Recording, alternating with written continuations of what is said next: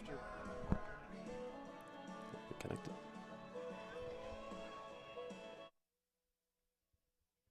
I have it in my head. I don't know if it has it in yours. I can hear mine, but I don't know. I couldn't hear you.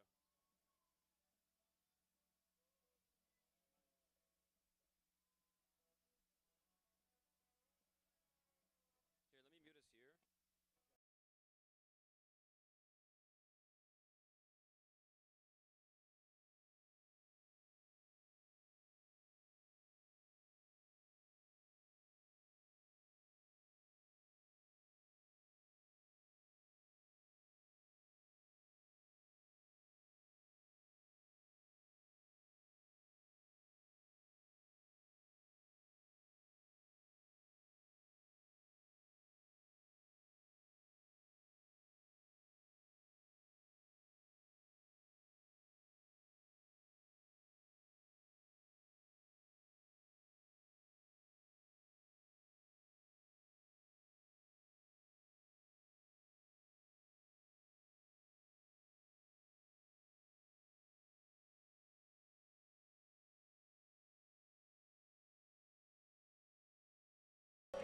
After back-to-back rainouts, the Thunderbolts hit the road, and they have pulled up to Olney, Maryland to take on the Cropdusters here at First Responder Field.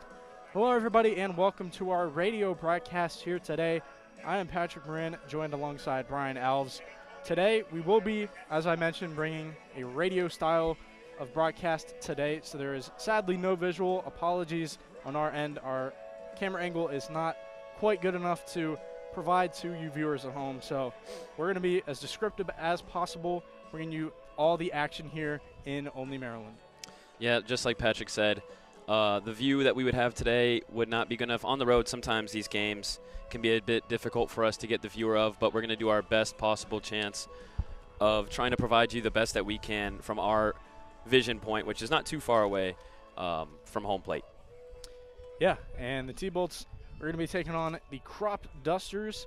T-Bolts sit at 1-5. They have played back-to-back games that officially did not go in the books. The Cropdusters are just ahead of them in the North standings in the Cal Ripken Senior Collegiate Baseball League. They are 3-4. They won their last game. The T-Bolts are on a 2-game losing streak. Obviously, tough to have some serious takeaways early in the season, but you know, these are two teams that are looking to jump atop of these standings. Yeah, absolutely. I mean, as we talked about off air, I think both teams, their records don't necessarily reflect how their season's gone so far. I think it's tough for the Thunderbolts. They've had a lot of really good moments, but they just haven't really been able to put together a full, complete baseball game so far outside of that one against the DC Grays. So lots of really good moments from both the pitching and the hitting. Just have to have them both combined for 9 total innings. And the Olney Cropdusters, the last time they played them was on June 4th at Silver Spring at Blair Stadium, and they took that one 25-1 against the Thunderbolts. They certainly want to have a very different result from that one, Patrick. No doubt about it. And at least from my end, I think there are a lot of good things to take away from the baseball the Thunderbolts are playing right now. I know the scores, you know, aren't what they want it to be, but I think there are a lot of great performers as of right now. On the offensive side especially, I talked about it with Peter and how, you know, the offensive, you know, runs put up per game, it's getting undermined by the pitching. And, you know, this offense can compete at a really good level. And I think there are a lot of good pieces in this lineup. You know, you have a Caleb Sturdivant, who we're going to see today. You have, you know, the Jonah Acosta, who's able to lead off. Nolan Cutney's a veteran. Just looking up and down this lineup, there are a few other guys on this team that we could talk about. And, you know, there are some good pitchers, right? Jacob Seek has looked good early this year. Christian Dre, I saw him for the first time this season personally yesterday at Blair, and he looked great in my opinion. You know, I'm optimistic for this Thunderbolts team and what they can do moving forward. No, absolutely. I had to 100% agree. I think, especially recently, that game against Bethesda didn't get fully played out, but we looked really, really good against them. I liked what I saw. Wasn't at the game, but was able to catch a lot of it on the broadcast. And I think they're starting to put it all together. They're starting to get chemistry with each other. We all talked about the errors that happened early this year. It seemed like every game they're putting up a decent amount of errors. But once those get fixed, once the pitches start to go over the plate, I definitely think this Thunderbolts team can compete with the good teams in this league. Yeah, and speaking of that Thunderbolts offense, let me run you through the lineup. Jonah Acosta, as I mentioned, is going to lead it off. He's going to be starting at third base. Caleb Sturdivant, who I also mentioned, will be in center field, hitting second. Gabe Pagase in right field, as usual, in the 3-hole. Nolan Cutney, a day off his feet. He'll be the designated hitter, hitting cleanup. Griffin Pouvel will be in left field. Toolshed, in my opinion, really excited to see him. He's going to be hitting behind Cutney in the 5 spot. Kai Schmeiser, who has been a part of a very intriguing catching room, will be behind the dish, hitting 6th. Colin Gibbs, the newcomer, the new kid on the block, is going to be hitting 7th at shortstop. Connor Fricky will be at first base, in the 8 spot, and Matthew Kim rounding out this order really nicely for the T-Bolts, will be hitting 9th. On the mound for the Cropdusters, we will, now that I think about it, get to that soon when these two teams take the field. But, Brian, looking at this lineup, we'll hit on that first. What kind of, stands out to you in what you see and what the offense could produce today? Well, I think I've seen lots of consistency recently from this hitting lineup. I've been really impressed with Acosta leading off. I've been really impressed with Sturdivant all season. Pagese has gotten his home run. He's gotten a lot of really nice hits. Griffin Pouvel, Nolan Cutney. Good to see David Vazzo back in the lineup. I think this team looks really, really solid front to back. And then even the guys towards the bottom of the order, Connor Fricky, Matthew Kim, are really reliable guys. So I'm very, very excited to see what this team puts together. I think a big one for me is Colin Gibbs coming out late in the season, obviously replacing the injured David Vazzo. He is going home early, unfortunately dealing with some back issues. We'll hit on that as we take a break for the national anthem. Pardon me, this is not the national anthem, so we can keep it rolling, Brian. Yeah, Colin Gibbs, as I was talking about, he's new. He's brand new. He came here yesterday. He's getting the start at shortstop. I'm excited to see him. He's from Olney, so this is a homecoming for him, and he's committed to the University of Maryland. Or I guess he's currently there right now. But I'm excited to see him. I really like to see the D1 guys. They can definitely stand out above the rest. Not an indictment on the rest of the guys, but a testament to the polish that they have and the competition they've seen at the collegiate level already. No, absolutely. I'm excited. I mean, we've had a lot of nice debuts because of the way that these guys come in to start the summer. It's been really cool to see guys get their own individual debuts versus the whole team debuting all at once. So it's kind of cool just seeing these guys kind of come in at different points and make their impacts on this team. And we'll definitely need all the help we can get in this lineup. So we're really happy he's here.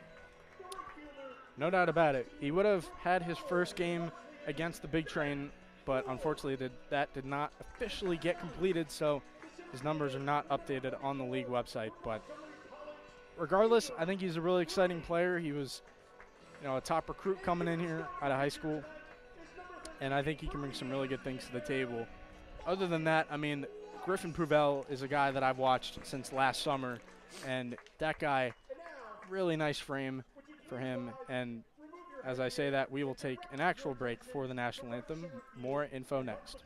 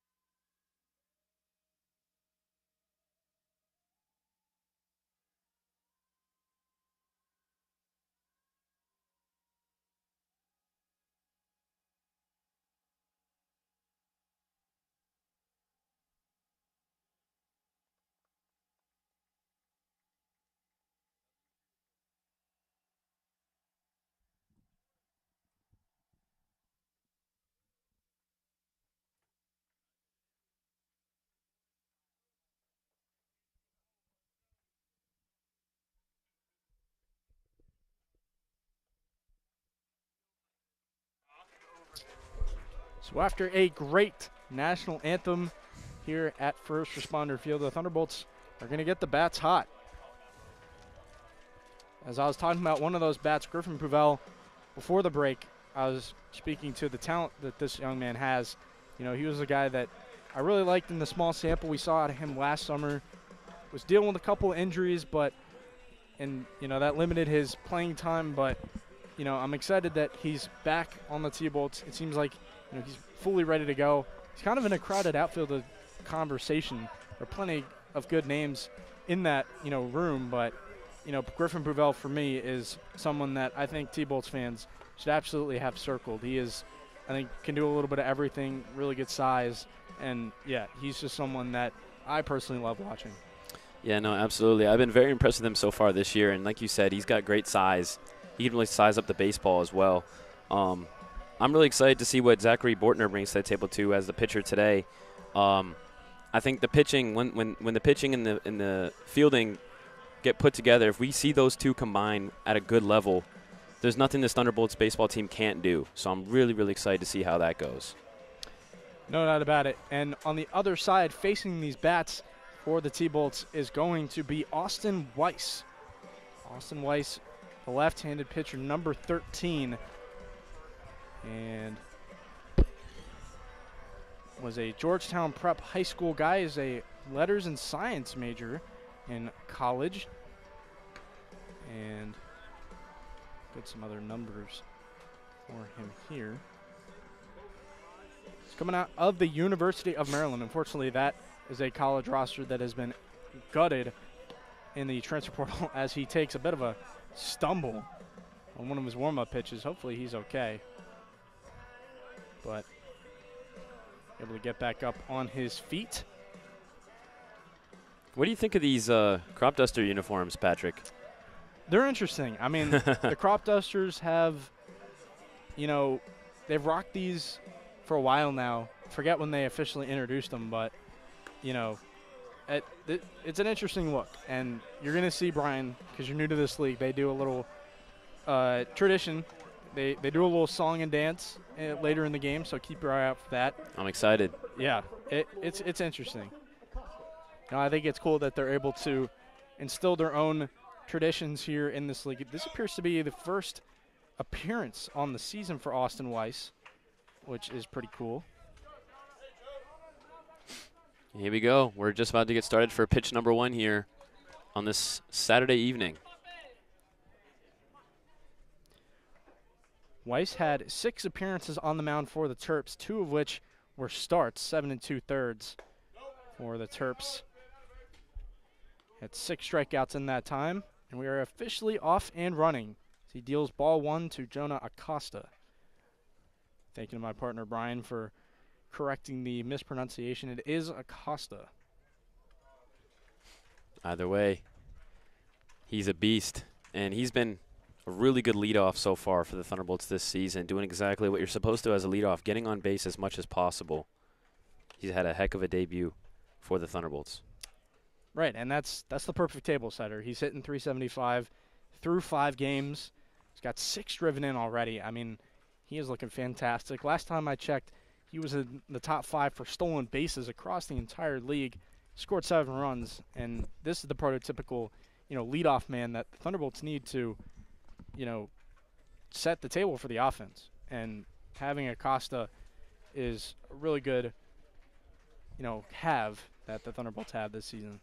And the reason we haven't been announcing the next couple of pitches is because, as Patrick mentioned earlier, Weiss slipped on the mound, and they were trying to basically sort out the mound itself. It looked like it was unstable. So after kind of pushing the mound out a little bit, we're going to get back to action in just a second. But that was the reason we're stuck on that 1 ball, 0 strikes. But here we go. We're back.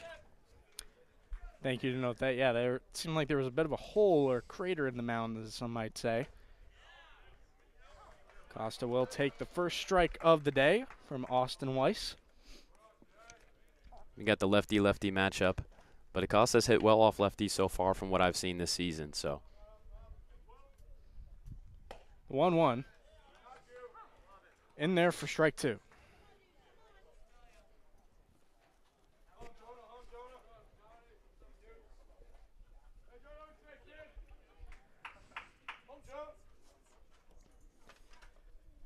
The 1-2 on its way.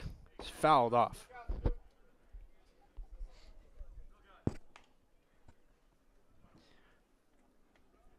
You know, Brian, it's really going to be interesting to see how the Thunderbolts handle this infield conversation now that David Vazzo's out. He was a guy that you could pencil into this lineup every single day. And now, due to back issues, he's out for the season. And Acosta's really going to have to step it up as he strikes out looking. Yeah, that's a really good start for Weiss. Austin Weiss gets his guy down here in 5 pitches with the backwards K. So as I was mentioning, the T-Bolts are kind of going to have to retool this infield, Brian. You know, David Vazzo looked like he was going to be the everyday second baseman or shortstop, whichever one Brock Hunter was feeling that day. And now he's out of the equation. So you look at the names like Stam Camacho, Jonah Acosta. We're seeing Colin Gibbs get some early looks for this T-Bolts team. Matthew Kim is a seasoned vet. There are plenty of irons in the fire for Brock Hunter to kind of mix and match with here early in the season. And quite frankly, I don't think there's going to be any drop-off no matter who you put in. Absolutely. I think the depth that this team has is unreal. As Sturdivant drills that out to center field, you could hear it off his bat. But out there is the center fielder, Avery Grain, to make a nice catch. Per routine, but you know, Caleb Sturdivant hitting the ball hard. What you want to see. And Sturdivant, he had that really hot start to the season, and he's still making really good contact with the bat. So eventually those are going to pay off. Now it's Gabe Pegues as he drills one to the gap. And that is gone. Oh, pardon me, it is not gone. It hits off the bottom of the wall. As Pegues pulls into second with an 2-out double. Hits a little 6-7 celly for all our kids listening out there. Yeah, it seems like they're going to be doing that all summer long. That's their go-to, and you know what? I love it. So pardon me, that ball was not gone. Thought it went over the fence, but it hit off one of the sponsor banners out there in left center field, and a really nice piece of hitting by Pegues to get the T-Bolts in a spot where they can play to run with a single most likely. Nolan Cutney will be the man with that task. And that's back-to-back batters who swung on the first pitch, and this one paid off. Cutney's first pitch, he will take for a strike. Nolan Cutney, a veteran of this T-Bolt squad. He was here last summer. The infielder out of UMBC in the American East Conference. He was playing second last summer, but this year it appears he's a first base, DH, as he fouls it off 0-2. So top of the first inning, 0-0. 3 batters in, 2 outs, 1 on second base for Nolan Cutney with the opportunity for an RBI. It's a favorable matchup for him, righty versus lefty. Nice deals, and Cutney with a good take, ball 1.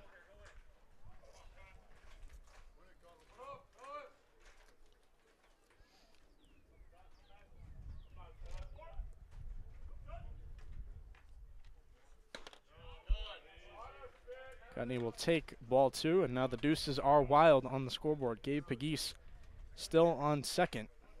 Yeah, as you said, 3 deuces on the scoreboard, and 2 balls, 2 strikes. Take off. He's safe. Well, excuse me, Gabriel Pegues. Didn't let me finish my sentence because you're taking off to third. That is excellent base running there by Pegues. Caught him sleeping.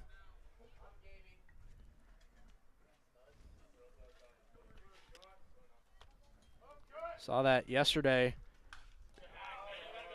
in the West Virginia versus Troy game. Kind of what it reminds me of. I don't know how tapped in you are to the... Well, after my VCU Rams were knocked out, I stopped watching. Fair enough, but it was Armani Guzman just running wild on the base paths against Troy in the first inning, so much so that he stole home. Gabe Pegues unlocking his inner Armani Guzman. West Virginia went on to win that game. It's a really good game from what I saw. Unfortunately, I had to go to work. Not like that, but had to stop watching the game. That's what I was sad about. It's okay to have a little bit of a love for baseball. It's Oh, yeah. unfortunate that you can't watch the rest of the game. That's okay. I was not disappointed to go to work. I was actually excited to be there last night. As Cutney takes a walk. Really nice at-bat there. He was down 2 strikes, 0-2 in the count to be exact. And instead, he forces Weiss to come at him, and the lefty could just not respond to him. Yeah, it's a great battle between Weiss and Cutney really took his time for that at-bat, but ended up paying off by getting to first base. And now we got first and third for the Thunderbolts, 2 outs, and Griffin Pouvel now up. The number 5 hitter, Griffin Pouvel, will take a leadoff ball.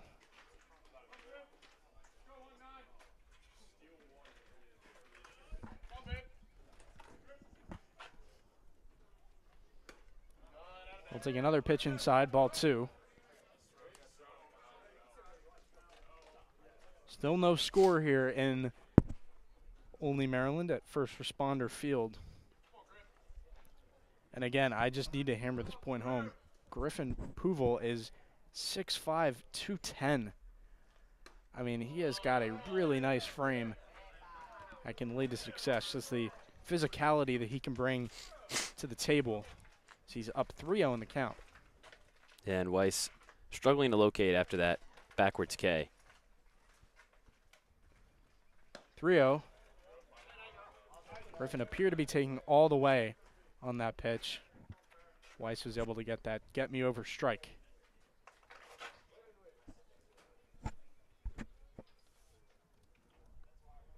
Three-one now. Pouvel chops it foul. Nice little leaping grab there by the third baseman in foul ground, I must say, by Logan Barada. And Logan Barada leads the way for the Cropdusters on the offensive side as well. He's my player to watch for them.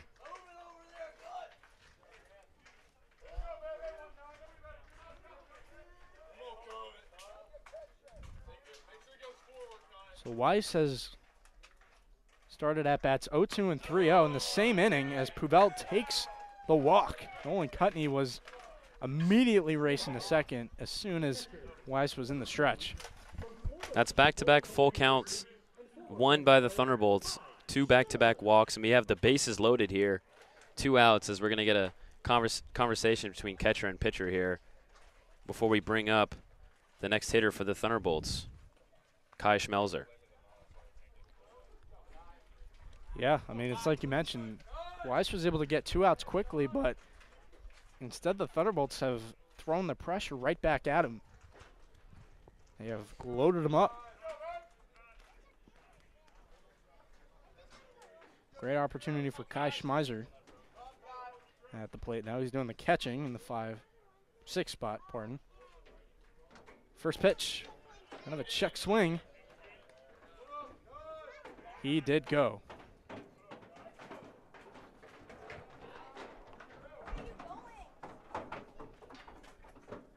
The 0-1 on the way from Weiss. Swung on and missed, strike 2.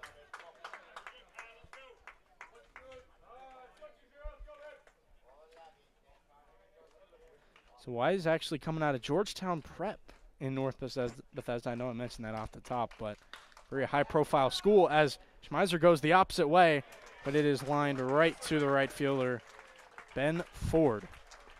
And after loading the bases with 2 outs, they did not get the come-through hit. We will head to the bottom of the first. Still zeros on the board as the Cropdusters get their first chance at the plate.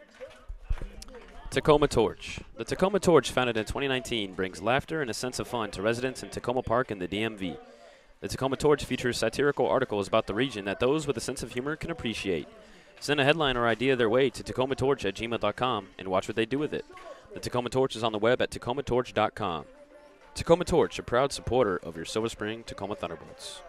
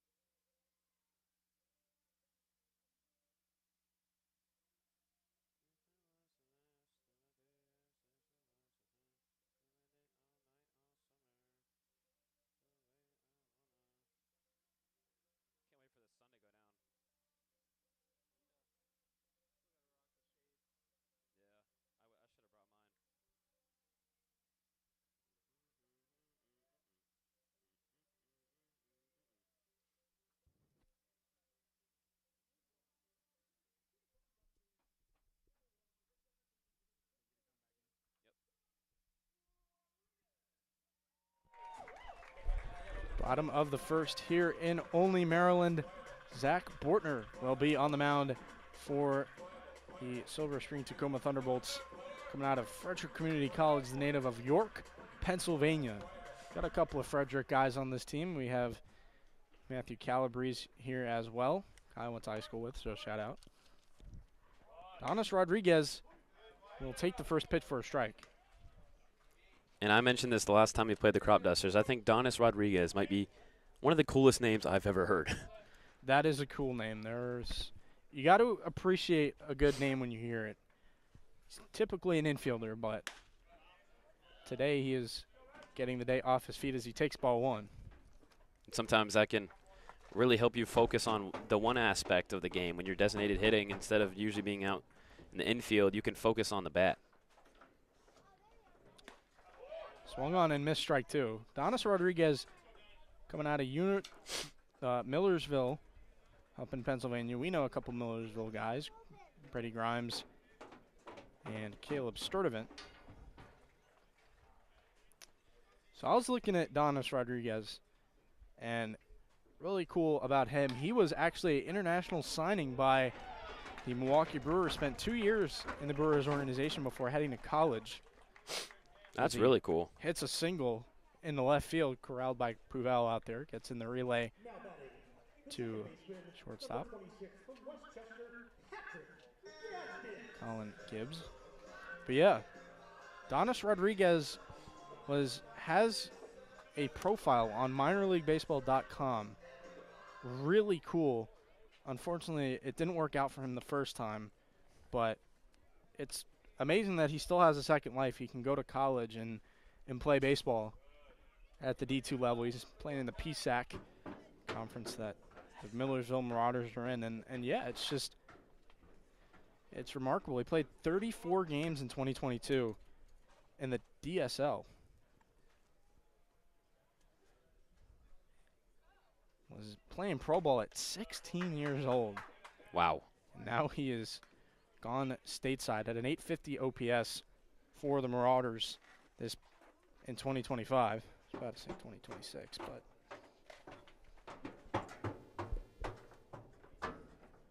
next up is Patrick Gosden, who is the actual second baseman today.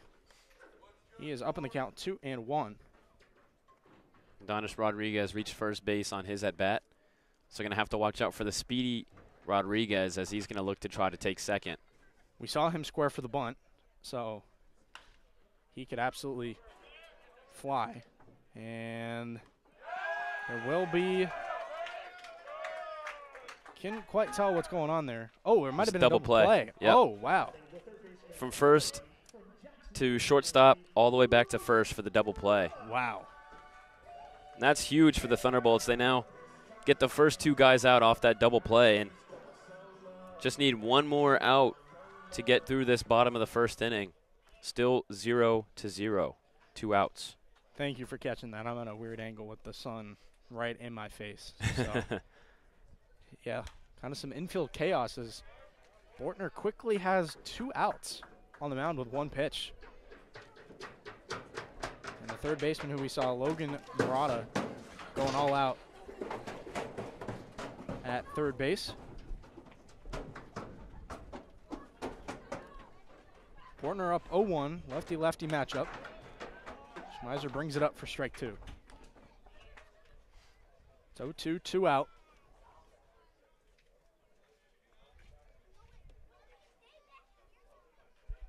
Here in the bottom of the first, still zeros on the board, and nobody on base for the Cropdusters. Pitch is low and outside. 1-2 the count. See what Bortner's got. Good strikeout stuff here. Murata coming from Jacksonville University, as you can see on the helmet.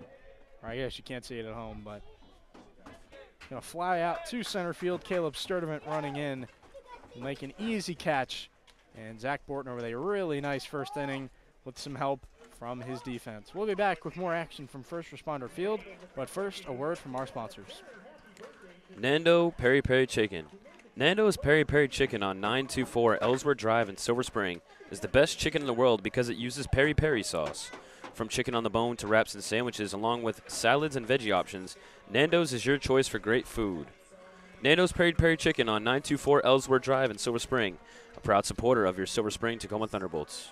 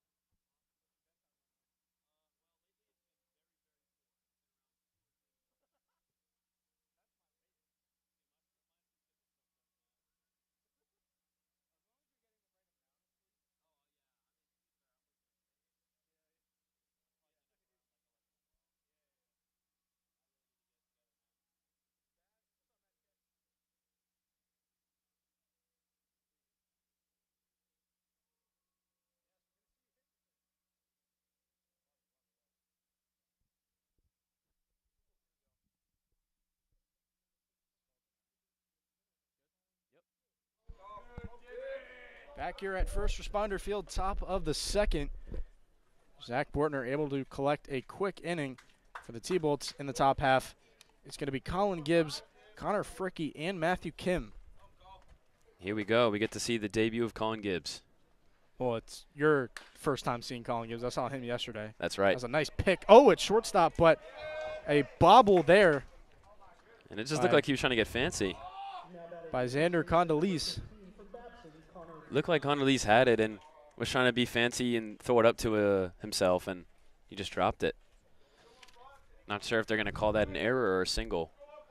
I think for me, I would rule that an error because it was a great pick.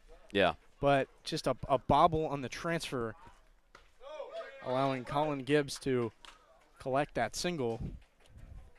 Just like that, the Thunderbolts have a base runner.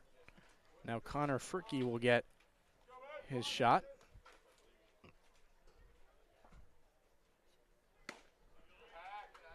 And actually, Gibbs played in this Cal Ripken League back in 2024 with Gaithersburg, where he hit 297. So, but kind of glad that he's on the Thunderbolts this time. Yes. Thunderbolts can use all the help they can get. You got to survey the league. It's not uncommon for people to switch teams in this league. Yeah, so he took a little year off last year from the summer league, but he's back, and this time he's in the blue, the light blue. Correct.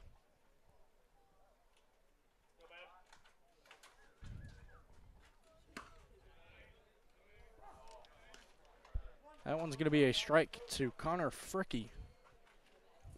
Looked like he had that one right in the right-hand side of that strike zone. Barely snuck that one in. The 1-2 on its way. Upstairs, ball 2. And we talked about this earlier, but for the viewers at home, Patrick, this jersey matchup between these two has to be the most unique thing I've ever seen. Yeah, I didn't mention that off the top. The Thunderbolts wearing the classic royal blue with Silver Spring-Takoma across the chest. That was an effortless swing by Connor Fricke, and he's able to dump that one into left field. Dumps it in there. Way to get out ahead of that baseball. Kept it fair. Or I shouldn't say that. That was a little hyperbolic, but he definitely circled the baseball and just simple single into left field in front of Ben Bullhouse. So the 7 and 8 spot, both getting on base. Now first and second for the Thunderbolts with Matthew Kim at the 9 spot as we're about to get back up to this top of the order with 0 outs in the top of the second. Matthew Kim takes one low for ball one, and that's what you want to see out of, the bottom half of your lineup. You just want those guys to turn it back over to, the top of it, because that's where the heavy hitters are. I've been very impressed with the bottom half of the order so far this season. They did rule it a hit for Colin Gibbs on the live website. So Gibbs will take it. Matthew Kim, a great nine-hitter. He's been with the T-Bolts for the past, or for parts of 3 summers, I should say. 2-0. In there for ball 3. He is just an old-school player, no batting gloves. Prioritizes getting on base, putting the ball in play. That's a type of game that I don't think is ever going to die in baseball. I hope not. I hope not. He'll take strike one. Austin Wise has fallen behind quite a few hitters here today. Yeah, ever since that top of the first inning where he got two outs out real quickly, he's been struggling to locate the zone. The 3-1. Swung on and missed, strike 2. And just as I say that, that's back-to-back strikes, and it's now a full count. But in that first inning, the Thunderbolts, with 2 full counts, got 2 walks out of both. Third one up and coming. We shall see. Wise checks back at second. The wind, the pitch. In there for strike 3. Matty Kim goes down looking. And there's the first full count won by the Cropdusters. And just like that, we are back to the top of the order once again. Jonah Acosta will have, or Costa, pardon me, will have his second AB of the day. Nice at bat from Matthew Kim.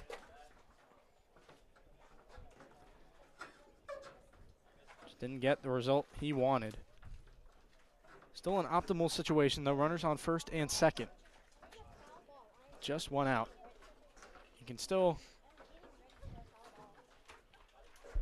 jimmy your way out of this situation with some runs if you are able to advance a few runners and get some timely hitting.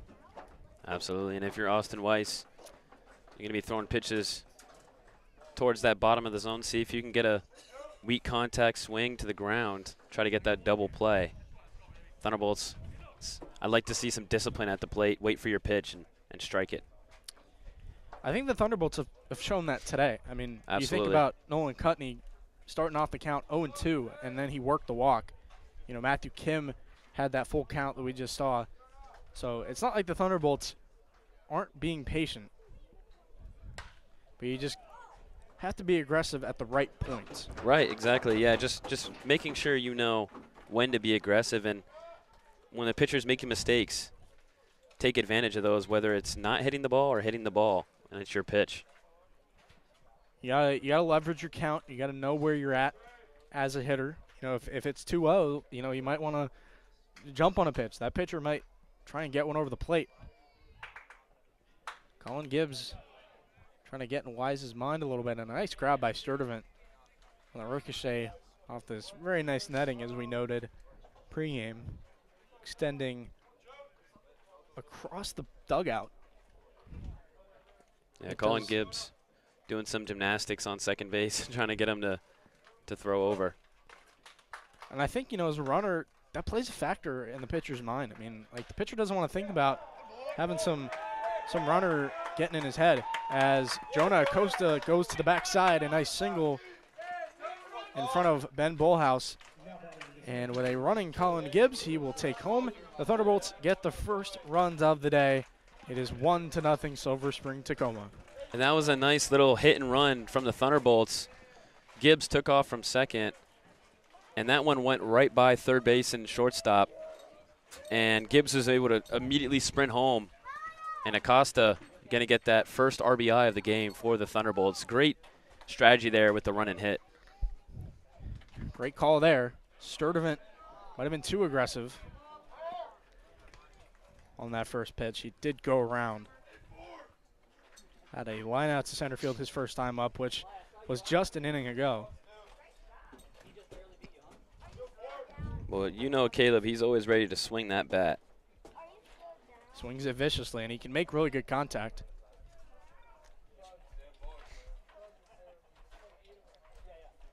So we got a 1-0 ball game to the Thunderbolts. 1 strike and 1 out.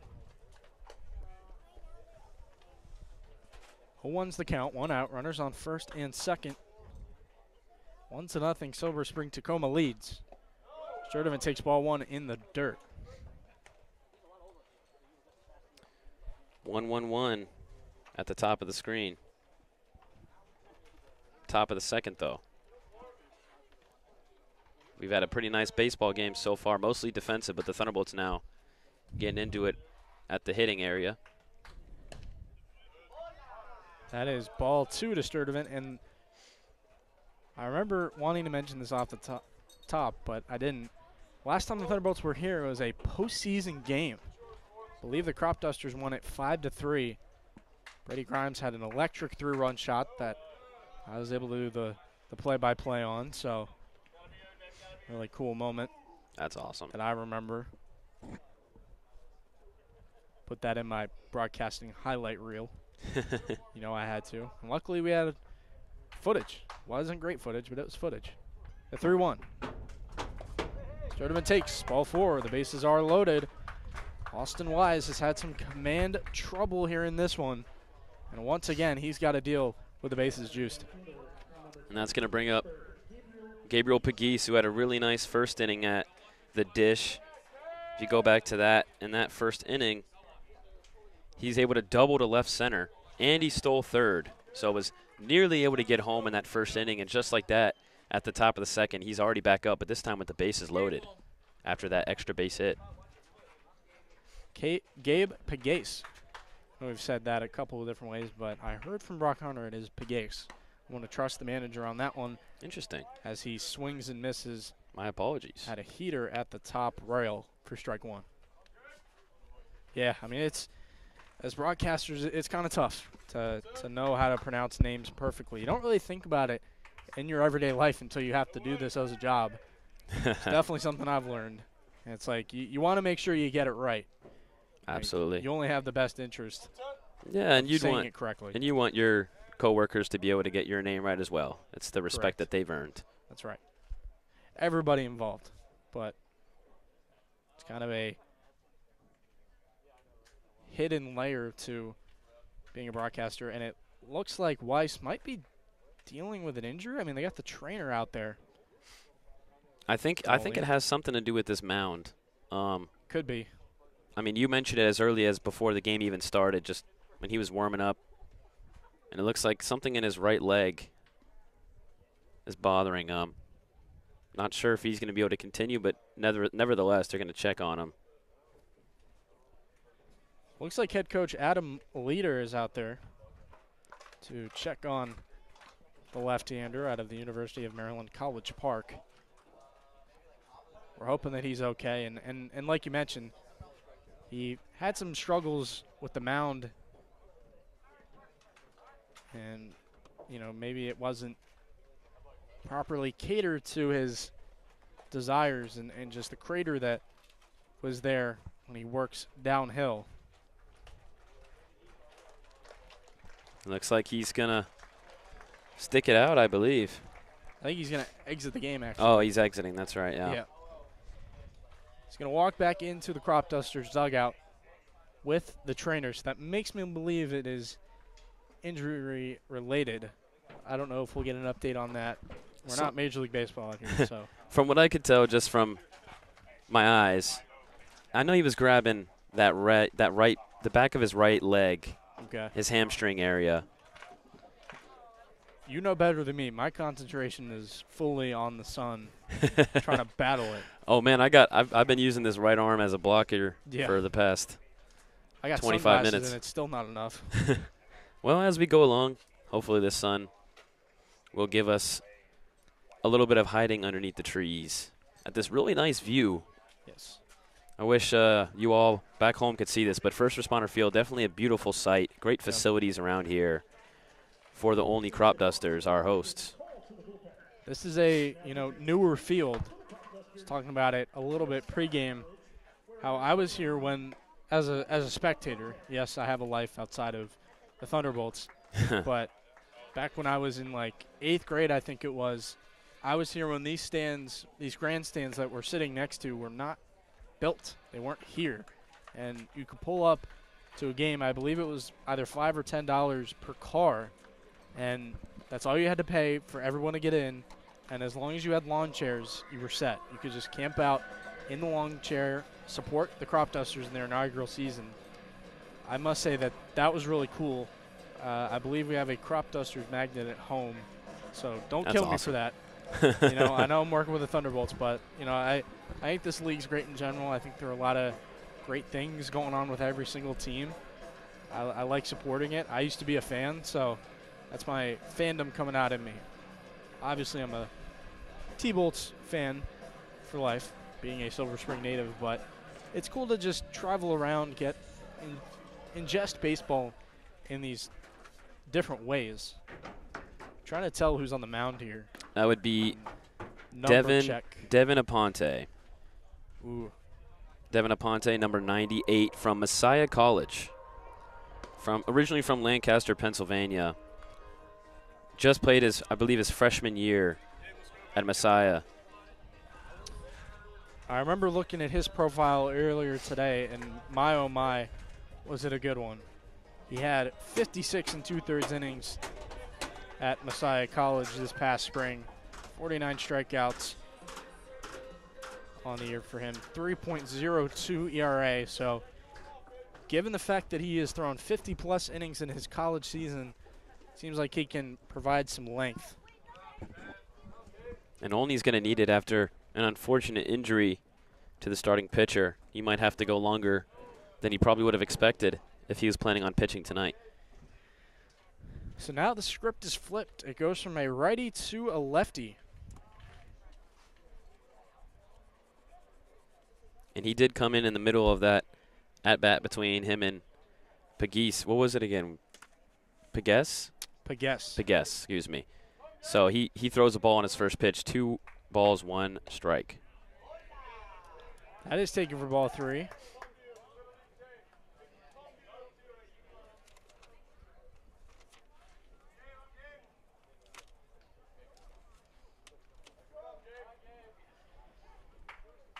Gase from Lynchburg College.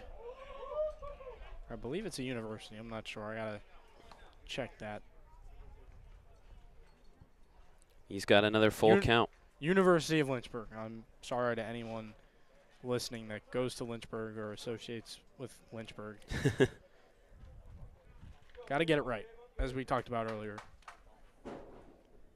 The full count on its way. 1-0 T-Bolts here in the top of the second, and he gets Pegues swinging. Pegues, pardon.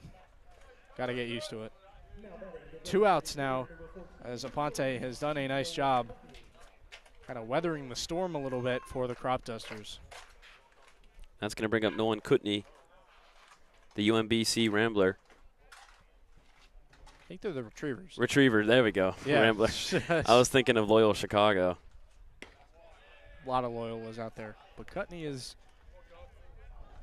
at the University of Maryland, Baltimore County. He was originally a Pitt Panther, actually. Instead transferred in to be a Retriever. State dog of Maryland. Fun trivia fact for all our Marylanders out there listening. Shout out. He's quickly in an 0-2 count, but again, as you mentioned before, was in an 0-2 before and walked. Does he have that dog in him as he swings and misses for strike 3? Nice job by Devin Aponte to manage a bases-loaded situation coming in mid-at-bat. He picks up back-to-back strikeouts swinging, and we will head to the bottom of the second, where Brian will bring us a word from our sponsors. Ben Norkin Architecture. Ben Norkin of Ben Norkin Architecture at 7204 Trescott Avenue in Tacoma Park, Maryland helps people turn their dreams into their new forever home. Whether it's a renovation, addition, or a new home, Ben will assist you in picking colors and finishes. He'll explain building codes, zoning requirements, and materials that stress energy efficiency. Ben Norkin of Ben Norkin Architecture at 7204 Trescott Ave in Tacoma Park, Maryland, a proud supporter of your Silver Spring Tacoma Thunderbolts.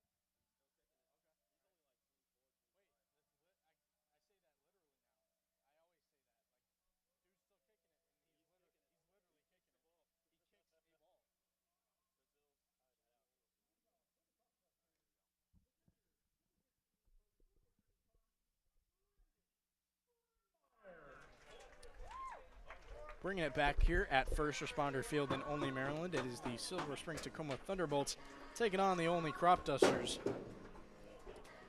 Zach Bortner will head out there for his second inning of work.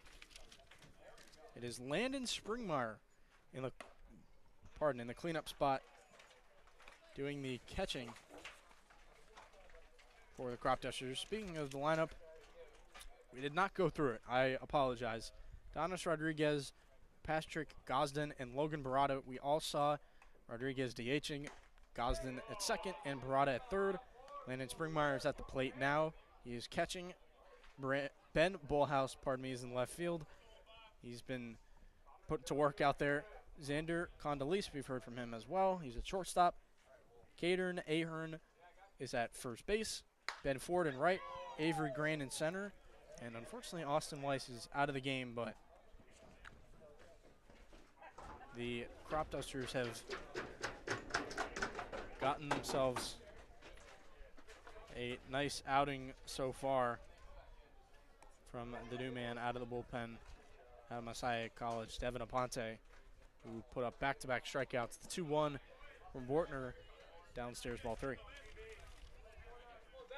And for the opposing pitcher for the Thunderbolts, Zach Bortner went 1-2-3 for the Cropdusters, but got Donis Rodriguez out on that double play.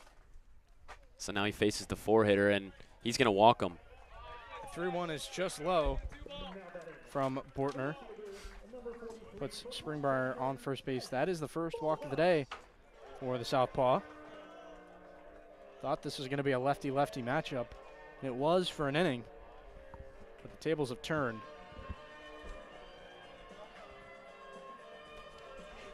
Good sounding walk up from Ben Bullhouse.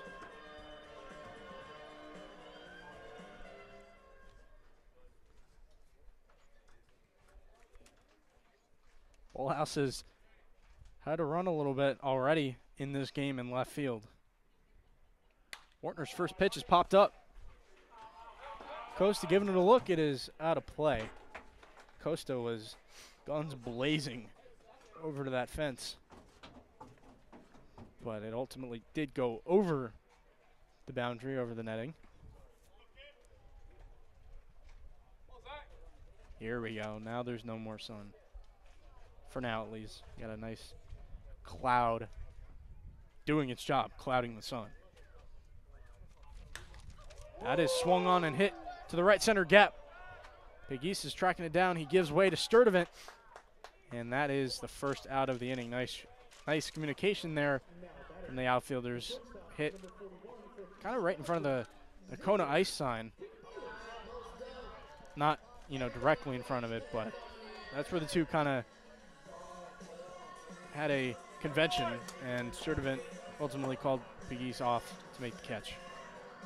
Zach Bortner, that's a big first out for him, as now he's got 1 out and 1 guy in first base. The possibility of the double play here. That double play was always an option, but now it would be even better to get him out of the Yeah, inning. excuse me. to get 3 outs. That's what I meant to say. That's right. You gotta love a double play to end an inning. Xander Condoleezza. Very interesting last name. We had to Google how to pronounce it pregame. I like the way it rolls. Yeah. I mean, I wish I knew how to pronounce it better, but, we're rolling out here. And he's down 2 strikes very quickly. The lefty-righty matchup. Zach Bortner, solid outing so far. Still just the bottom of the 2nd inning. T-Bolts lead 1-0. 0-2 count to Condoleezza in the bottom of the 2nd. Runner on first as he takes strike 3. Perfect placement there from Zach Bortner, and he will pick up out number 2 in this inning. That's a beautiful strikeout by Bortner, and he had him just staring at it down 0-2. And that's how you know it's nasty, when you're down 0-2 and you don't even swing the bat. I don't know if that was not what the hitter was looking for, or Bortner just made a pitcher's pitch, as that one looked good right there. Unfortunately, he did not get the call. for the Thunderbolts, we've talked about all season, just the pitching and the fielding and trying to find that consistency for both, and so far it's looked a lot better today. The 1-0 on the way to Caden Ahern. Partner fires in a strike. And we look back at that wipeout pitch. I shouldn't say wipeout, but it was a strikeout pitch to Condoleezza. I mean, Ahern just perfect placement, as I said, and you know that was the type of thing Christian Dre was doing yesterday against Metro South County. As you know, that game ultimately got suspended. We're gonna have to pick that up at a later date, but Christian Dre was just making pitchers pitches and executing to the highest level when he needed to. Bortner checks the runner at first. Looks 3 times, the 2-1. Taken for ball 3. And for Christian Dre, I got to say, your last name being a way that you can run with it, Dre Day, has got to be one of the coolest things I've heard from the roster so far. Just when he's pitching, it's Dre Day. Yeah. I think we had a caption yesterday, the doctor's in, if I remember correctly. Yeah. Shout out our guy Nick doing social media, man. Yes. He's always got the captions rolling. Yes. That was a strike 2 pitch from Bortner, but yeah, it's like you said, Nick has been crushing it on the socials. Please go check out the Instagram page if you can. Full count pitch. Swung on and popped up. It'll go foul. Especially due to the fact that we're doing a radio broadcast tonight. If you want to see some video shots, go check out the story on the Instagram. That's a great point. You'll get some great action. That's a good way to promote, Brian. That's why you're here. Said it better than I. We're both doing great, Patrick. We've got a nice Saturday evening game. It's a good day. 3-2. That is going to be ball 4. That pitch was oh so close. We had a better view of it on the open side. Schmeiser wanted it. But unfortunately, Bortner will go back to work on the next hitter, Ben Ford, in right field. And that's tough because you get to 3-2, just need one more strike to end the inning, and then you just miss for ball 4. I'd like to see Bortner not let it affect him too much and just go out and dominate this next at-bat. You got to put it behind you. What's done is done. Runners on first and second, 1-0. Silver Spring-Takoma Thunderbolts with 2 outs. Bortner throws the first pitch in the dirt to Ben Ford. So yeah, going back to the uniforms, it is an overall look for the Cropdusters. If you're a diehard fan in this league, you would know if you have either seen one of our broadcasts with a camera angle or if you have just been out to Olney to see the Thunderbolts play. They got the whole jean look going as that is popped up. Matthew Kim will call it at second. He is dancing around, and he ultimately makes the catch. So Zach Bortner able to lock it in and get the next hitter after maybe the call did not go his way. The Thunderbolts are still up 1-0. They strand 2 in the bottom of the second. Brian will bring you a word from our sponsors before we head to the next. AFI Silver Theater. The AFI Silver Theater and Cultural Center in downtown Silver Spring presents the best in American and world cinema. They show classic American mysteries from the black and white era, as well as the most modern digital content from around the world. The AFI Silver Theater also features filmmaker interviews, panel discussions, musical performances, and more. The AFI Silver Theater at 8633 Colesville Road in Silver Spring is a proud supporter of your Silver Spring-Takoma Thunderbolts.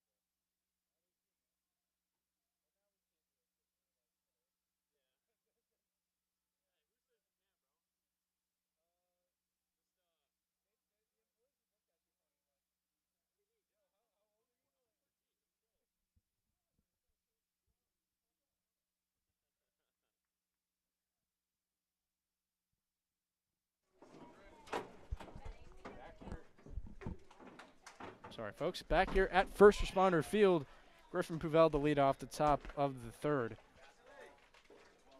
Devin Aponte will have this inning all to himself, and most likely the next few innings, as the Cropdusters need him to give them some length. Aponte already got an 0-2 count, and he struck out both batters in that last inning after coming into the game with a 1-1 count, bases loaded, 1 out. So he really has come in and just dominated so far. And as I say that, he misses high for ball 1. Announcer jinx is not looking good today. It never looks good. We've done that a couple of times, and we might need to calm down with that. I never can get anything to go my way when I'm jinxing. But you know what? Yeah. The Thunderbolts fans might like that one. I'm doing what I can for the team. So Austin Wise, after 1 1/3 innings pitched, allowed 4 hits, an earned run, 3 walks, and 2 strikeouts, giving way to Devin Aponte, not in the fashion the Cropdusters were hoping for, as Weiss probably could have gone longer through 45 pitches, 26 of which were strikes. I really just jinxed that. I mean, it was an 0-2 count. He misses 4 pitches in a row for the walk. And you know what, Thunderbolts fans, I think you have me to thank for that walk. Yes. It had nothing to do with good batters, patience, nothing of that sort. I was going to say that's a good jinx because that helped us. Exactly. I'm doing what I can for the team, you know. I shouldn't say us because we're not out on the field, but it helped the T-Bolts. And we are here broadcasting for the T-Bolts fans. So, you know, going from 0-2 to a walk, I'm not going to complain about that. 1-0 to Kai Schmeiser. Pickoff move over to first base. Puvel dives in safely head first.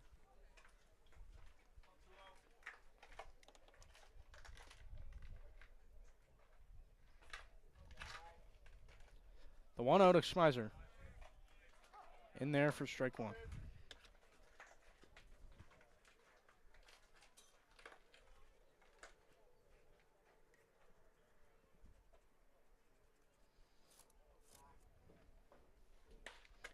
That is smacked. Might be a double play ball. There's 1. 4, 6, not 3. Way to beat it out. Kai able to get to first base.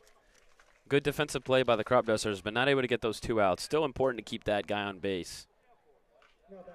Just 1 out there. You don't typically think of catchers having wheels, Brian, but Schmeiser kicked it into gear right there. Not trying to stereotype catchers. I was that catcher where I could not run to save my life. But there's some speedy guys out there. JT Realmuto in the big leagues. As the first pitch to Colin Gibbs, he's going to get hit. And just like that, first and second base. Oh, pardon, that was a double play. Oh, it was. Oh, they called him safe. I thought I saw safe on the field. Definitely called him safe, but I guess they changed that call. So to describe it for the people at home, it was a ground ball to Patrick Gosden. He kind of made a pivot move over the shortstop. Xander Condoleezza took the feed, and I thought I saw a safe, but apparently Schmeiser was called out. I know I wasn't tripped. I know we both weren't losing it. We saw safe. They must have changed the call. Yeah, I don't know. That's apologies at home for the confusion, but hey, we both saw it, so we both look stupid. We got 2 witnesses here. That's right. And if you trust us, those are 2 good witnesses. This one slapped, and is going to get through. That was a weird hop as I was taking notes in my scorebook. I believe it hit second base. And that's why it kind of hopped up the way it did. But just like that, the Thunderbolts got first and third now with 2 outs. T-Bolts have had a couple of scoring opportunities with 2 outs on the board. And that last hit was from Connor Fricke, so he's now 2 for 2 in this young baseball game. So yeah, just a weird hop off the middle, up the middle. Might have hit the base. As Matthew Kim will take a strike. And once again, the bottom of this order, the bottom half of this order, putting in work. Matthew Kim, a nice swing. It's popped up. It is going to drop in foul. And if Matthew Kim gets on base here, we get the top of the order in the top of the third inning for the third time. And that would really be something for the Thunderbolts. Only one run with all of these base runners so far, but you got to love what you're seeing so far from the offense. 0-2, 2 out. 1-0 Silver Spring-Takoma Thunderbolts. Runners on first and third. Matthew Kim will take a ball. That was a confident take. Good eye from Matthew Kim. Great eye. And, you know, it's the profile like this where even if you get out, as long as you're working the at-bat, you're having your dugout see some pitches, that is, you know, that's still valuable. I mean, you can get a look at the pitcher and what he's got on the day, you know, what's working, what's not. If he has to throw more pitches in a singular at-bat, even if that guy ends up back in the dugout and not on base, that is still invaluable to a team if they are fully locked in. The 1-2, Matthew Kim swings and misses at strike 3. So the Cropdusters wiggle out of another jam. Devin Aponte has been dialed for the Cropdusters. He has not allowed a single run in 1 2/3 innings pitched so far, picking up for Austin Weiss. We'll head to the bottom of the third here at First Responder Field, but Brian will bring you a word from our sponsors. Koa. Koa Sports in Gaithersburg, Maryland is committed to shaping kids' lives through sports. Koa Sports aims to develop each child to their full potential as an athlete and as a person. They also help your student athlete in the classroom, on the playing field, and anywhere in between. Learn more about Koa Sports at koasports.org. Koa Sports is a proud supporter of your Silver Spring-Takoma Thunderbolts.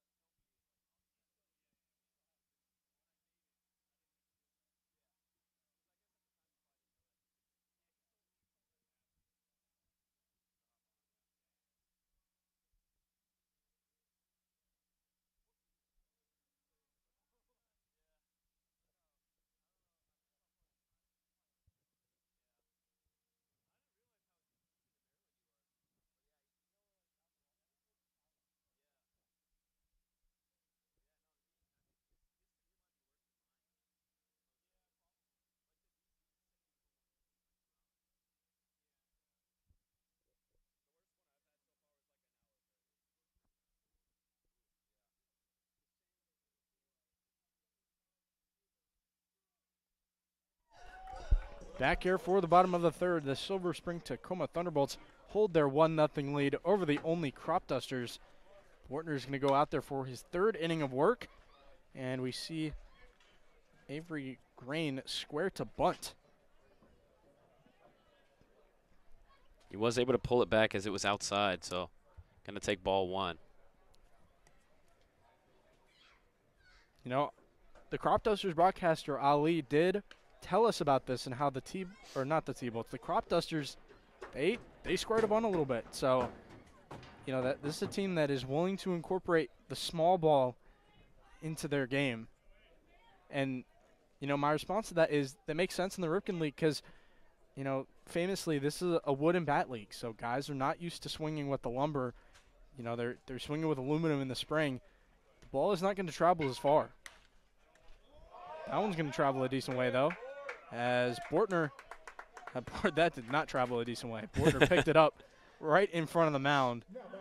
or right off to the side of the mound, I should say. Easy flip over to first baseman for the T-Bolts, Connor Fricky. He picks up a quick first out. And for the second time around, Donis Rodriguez, the leadoff for the Cropdusters, is back up. So the Thunderbolts going to start their third time around at the top of the fourth. But now the second time around, starting up now, starting off with number 1, Donis Rodriguez. And again, it looked like he was trying to bunt again. There you go. So we've seen the number 9 hitter and the number 1 hitter in this lineup square up to bunt.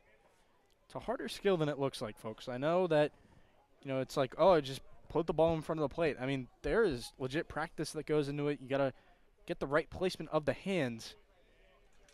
And that is something that you hammer home in practice. And the thing about bunting, too, is it kind of gets in the pitcher's head of where he wants to place the pitches, how fast, or really where he's looking to aim it, and that can get you to throw more balls than strikes. Pitch is downstairs. Count goes to 3-0 on Rodriguez. And I want to go back to his story real quick. As an international signing by the Milwaukee Brewers, that happened to him at the age of 16 years old, and he played 49 games in the Dominican Summer League from 2022 to 2023. And now, he has come stateside. He is playing at Millersville University, as we mentioned, a D2 program up in Pennsylvania.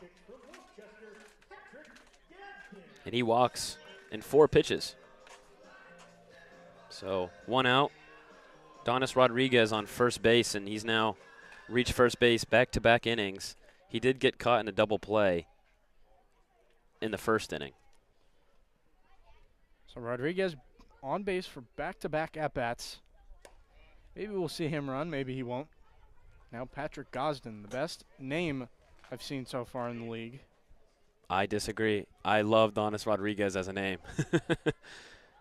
There's also Lee Turnipseed. I remember Lee Turnipseed. Oh, I remember that name. That was a sick name. But I mean, I do say so myself in a humbly non-biased opinion that the name Patrick kind of just supersedes everything. So. Oh, that's why why it's your favorite. It out. Yeah. There we go. That's why I said there that. we go. Yeah. Fair enough. So. I haven't seen a Brian name. yet. It's a great name. I like the name Patrick. I think there's a Brian on this roster, Brian Scott, if I'm correct. He's not in the lineup today as Rodriguez is off. The throw from Schmeiser was a pretty good one, but kind of went to the arm side of Matthew Kim. He had to reach across his body and quickly turn around, and that whole process did not happen in time as Donis Rodriguez steals second. And we knew at some point he was going to take off, and he took off right there. He can really fly.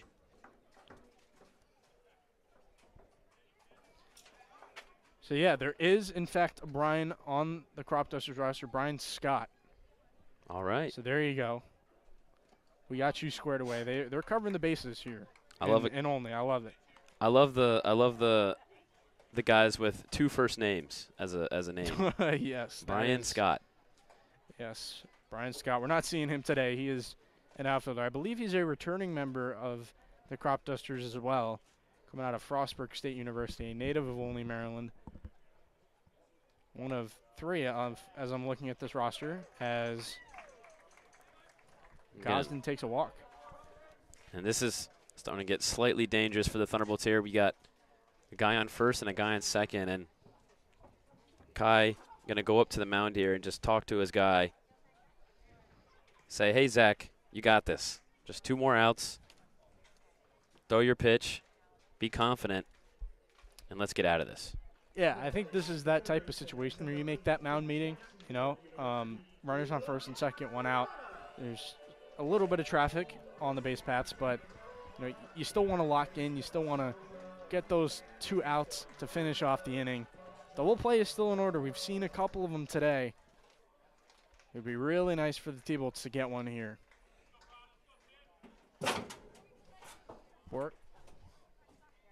Bortner will now work to Logan Barada, starting at the hot corner. Barada, the best hitter per average on this team, hitting at 400 coming into today. 750 slug. So he's a guy to really watch out for. He's already got 10 RBIs on the season. 5 walks to 3 Ks. He takes ball 2 down low from the Frederick Community College Cougar. So, yeah, Logan Barada out of Jacksonville University, a school that competes in the ASUN conference, the collegiate level, D1. He got 54 games under his belt, so he is a baseball rat in this league. Just looking to play more games, didn't need the extra playing time. And, you know, we typically see guys arrive in this league who may have missed out on some reps due to injury or they redshirted and whatnot, whatever reasons they have, and they come here to kind of pick up on those reps and get that opportunity. Barada does not need it, according to his statistics in his college season. He is just looking to play more, and I respect it. You can always get better. That is a gamer mentality. That's right. You can always get better. He will take your strike, though. And he's really, as I just mentioned in his stats, hitting 400 coming in today, he's really shown how he can hit that baseball. One of the best hitters on this Cropduster team, and he's in a good spot for an RBI here with a guy in first and second, just one out. 3-1 from Bortner. It is popped up. That is in play. Acosta tracking. So is Gibbs, and Costa, pardon me, backpedals, calling everybody off. Puvel was coming in as well from left field. But again, a nice backpedal from Acosta to make the second out of the inning, a free out, as my dad would say. And Patrick, I've done it again. I just had another jinx go the Thunderbolts' way. I just said that he's in a great RBI situation. That's right. Yep. 2 seconds later, he immediately pops out. So, Maybe 400 hitter versus Brian Alves' curse. Which one is stronger? Maybe we need to do that more. No, I'm kidding. Purely coincidence. That's what we're. I have no special obligated to powers. say. I'm just a guy. Yep. We're just two average dudes out here broadcasting in the Ripken League. Miser gives him a look back as Bortner fires in strike one to Landon Springmeyer. That talk about good names. That's another one. Absolutely. Yep. Mm-hmm. I won't question that one at all. No. Nothing to question about that.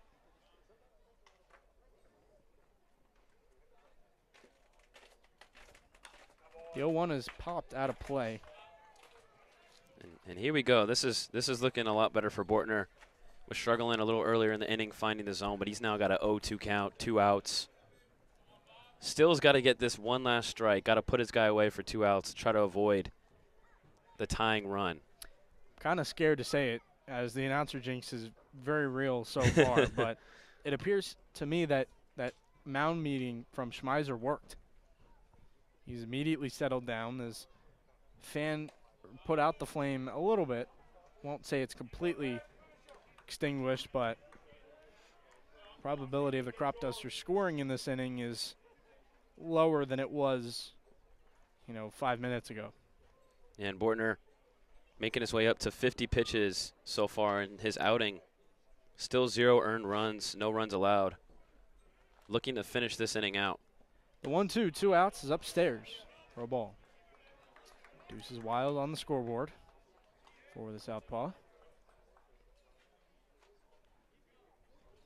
It seems like at this point in the season, Brian, pitching coach and head coach Brock Hunter wants to build up the innings, so maybe it's the end of the line for Zach Bortner. I don't know what the pitch count is at this point. I believe it's at 49, just like his jersey number.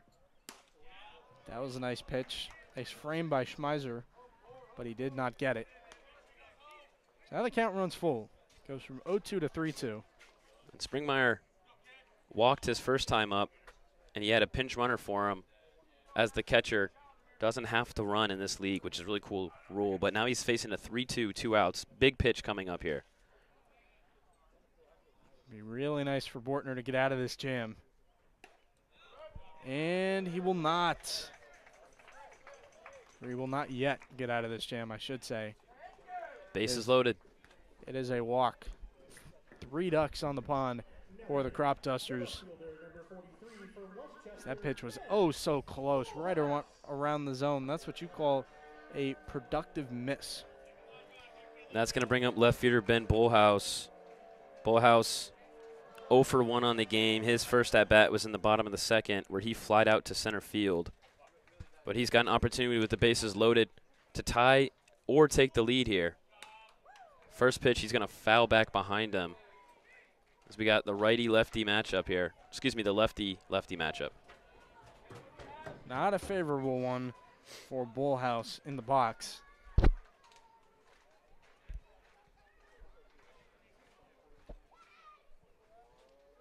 Oh, and pardon me, a run came in on that walk. Oh, was the bases already loaded? Yeah, I think so. That's really strange. For some reason, I didn't see that third base runner. I did not either. We are not on the ball today. We apologize for the viewers at home. Oh, my goodness. Bortner with a little leaping grab.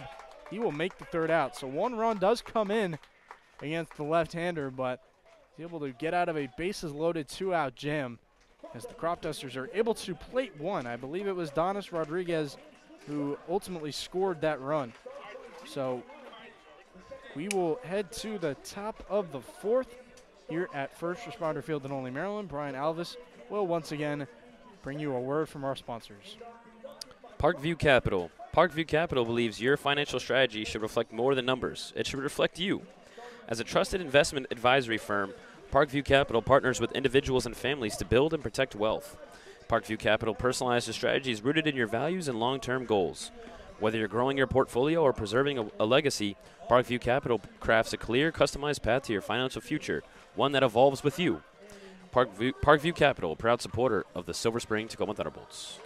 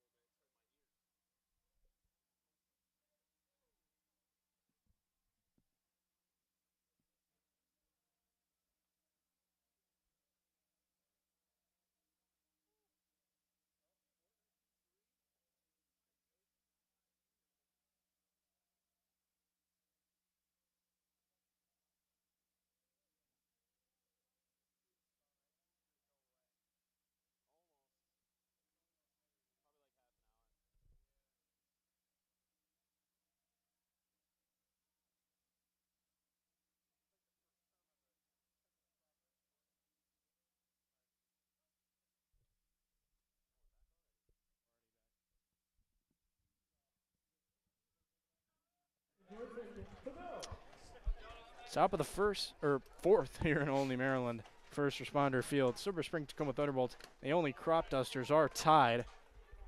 Patrick Moran bringing you the action alongside Brian Alves. This has been a pretty close ball game. Yeah, 1-1 the score. And for the Thunderbolts, it's going to be the top of the order for the third time here. The top of this fourth inning. That is right. It is Acosta, Sturdivant, and Pegace.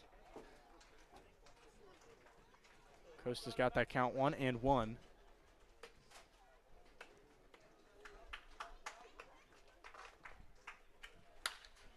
That ball was hit hard, but right into the sky. Little Bermuda Triangle out there in left field, but ultimately the Cropdusters are able to corral it. And Bullhouse been busy today. Nothing's changed here in the top of the fourth. There's one out. We still have Devin Aponte out there on the mound, who's really done a really nice job since coming in. Ever since he's come in, he's seen a little bit of hits and walks so far, but he's dealt with every single one of them so far. Still no runs allowed since coming in that the top of the second inning, and now he's got Caleb Sturdivant.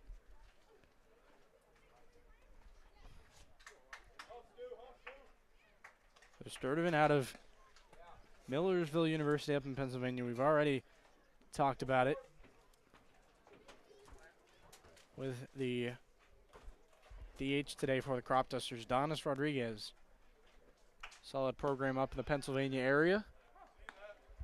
Strike two into Sturdivant. T-Bolts and Cropdusters are tied at 1 as the Thunderbolts hit the road for a mini road trip. They're going to be in Bethesda tomorrow at a whopping 10 a.m. first pitch. Can't wait to call that game. And I mean, Bethesda, we've seen Bethesda, oh my goodness, 3 times already, and It's going to be a fourth time tomorrow, although that third game didn't get finished. Yep. A lot of games between the Big Train and the T-Bolts early this season, so maybe they don't have to square off as much Later on. Later in the season when it's coming down to the wire. T-Bolts are getting the tough matchups out of the way. Yeah, I mean, who else would you rather see than the Big Train? That's right. Full count on Caleb Sturdivant. Sturdivant, I mean, for my money, he might be the best, T-Bolt's bat so far. I don't know about you, Brian, and what your take is he takes ball 4. I think to start the season, he probably was my number one the first couple games in, but I think recently it's been a tougher battle. You could really go any way you really want to. I wouldn't mind a Gabriel Pagis, who's actually coming up to bat right now. Nolan Kutney had a couple of really strong days back-to-back early in the season. Puvel's been really solid. So really, it's starting to become more balanced, this team, and that's what you want. You don't want a clear number one guy if all of your guys can put together something really nice. That's a great point. And all the guys that we mentioned, they're outfielders, so very talented outfield group that we have in Silver Spring-Takoma.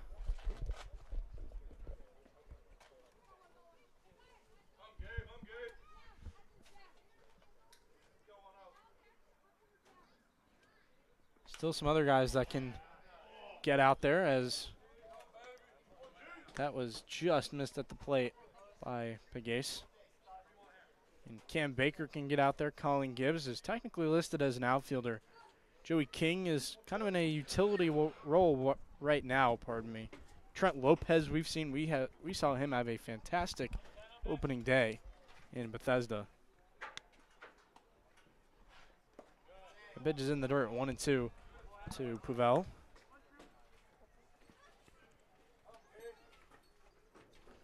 I was going to say Jack Capo, but unfortunately he, alongside David Vazo, was also dealing with injury that's going to put him out for the rest of the summer. Sad to see the two Moravian guys have to end their season early, as that is a taken strike 3 by Pagase for out number 2. That's going to bring up Nolan Kutney. He's got a guy in first base. See if he can get Sturdivant at least to third with a hit.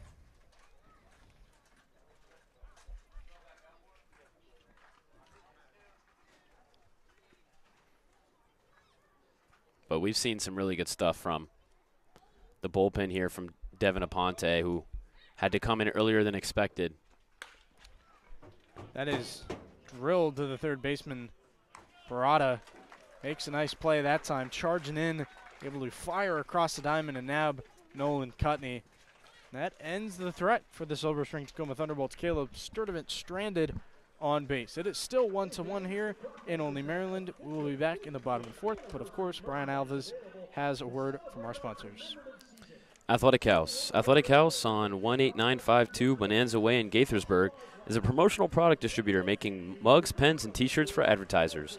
The Athletic House can supply your company with every possible promotional product from 3,000 suppliers. With so many ad specialties available, Athletic House can help leave a lasting impression with your customers. They will create long-lasting relationships with your clients.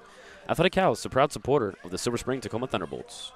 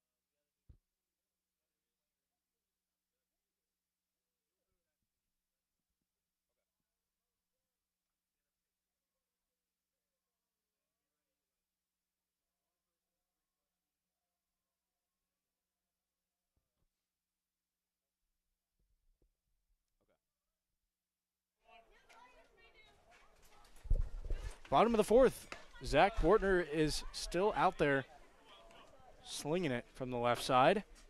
He's going to go up quickly 0-1 against shortstop Xander Condoleezza.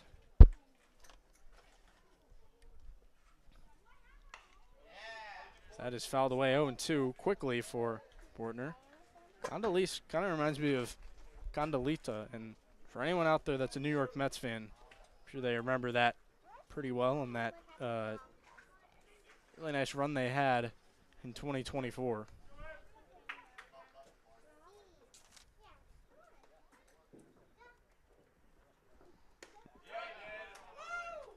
That is fired in there for strike 3.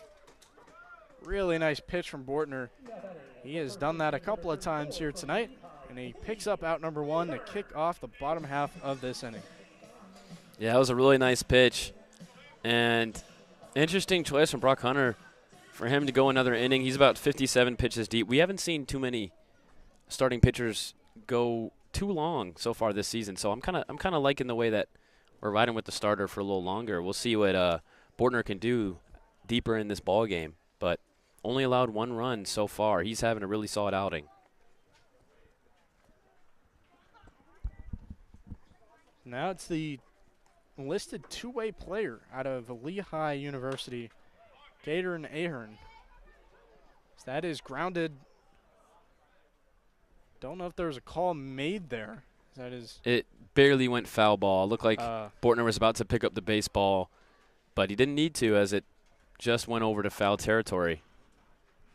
So a little bit of a lucky break here for Ahern. Almost looked like a crash course collision there. Thankfully, nobody got actually hurt. Hate to see that in a league like this where guys are here volunteering their time, and while you want to see, everyone competing at 100%, it also sucks to see guys get hurt. So it looked like a breaking ball in there that missed for ball 2.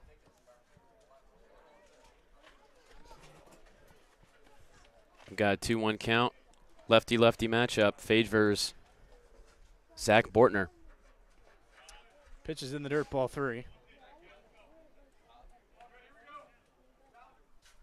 There's a lot of lefties in this lineup for the Cropdusters, considering we got a lefty on the mound tonight.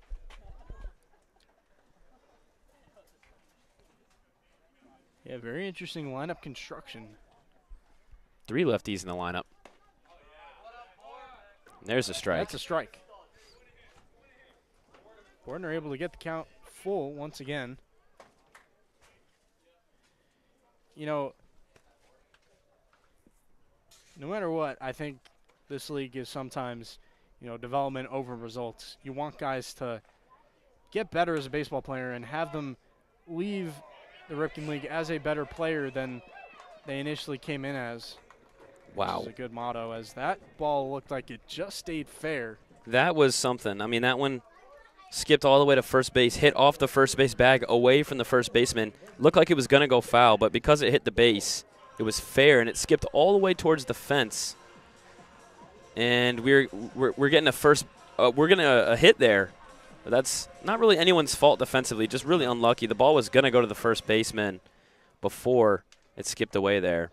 But nevertheless, that's a hit. Yeah, I mean, you put it perfectly. There's just nothing you can do about it. That pitch is taken for a strike by Ben Ford, getting the start out in right field.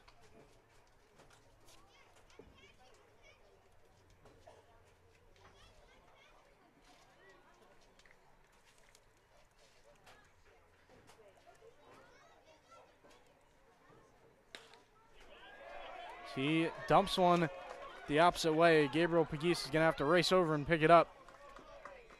It's going to be a single for Ben Ford, advancing Caden Ahern to third. And the Cropdusters are in an optimal spot here with just one out, and Brock Hunter looks like he's going to take a trip to the mound. And that might be the end of the game here for Zach Bortner. Ben Ford was out of Illinois Wesleyan University. done really well there, playing about 20 to 30 games per season roughly. Doesn't have a home run in his college career, but 420 slugging percentage, 449 career on base as well. 60 games total.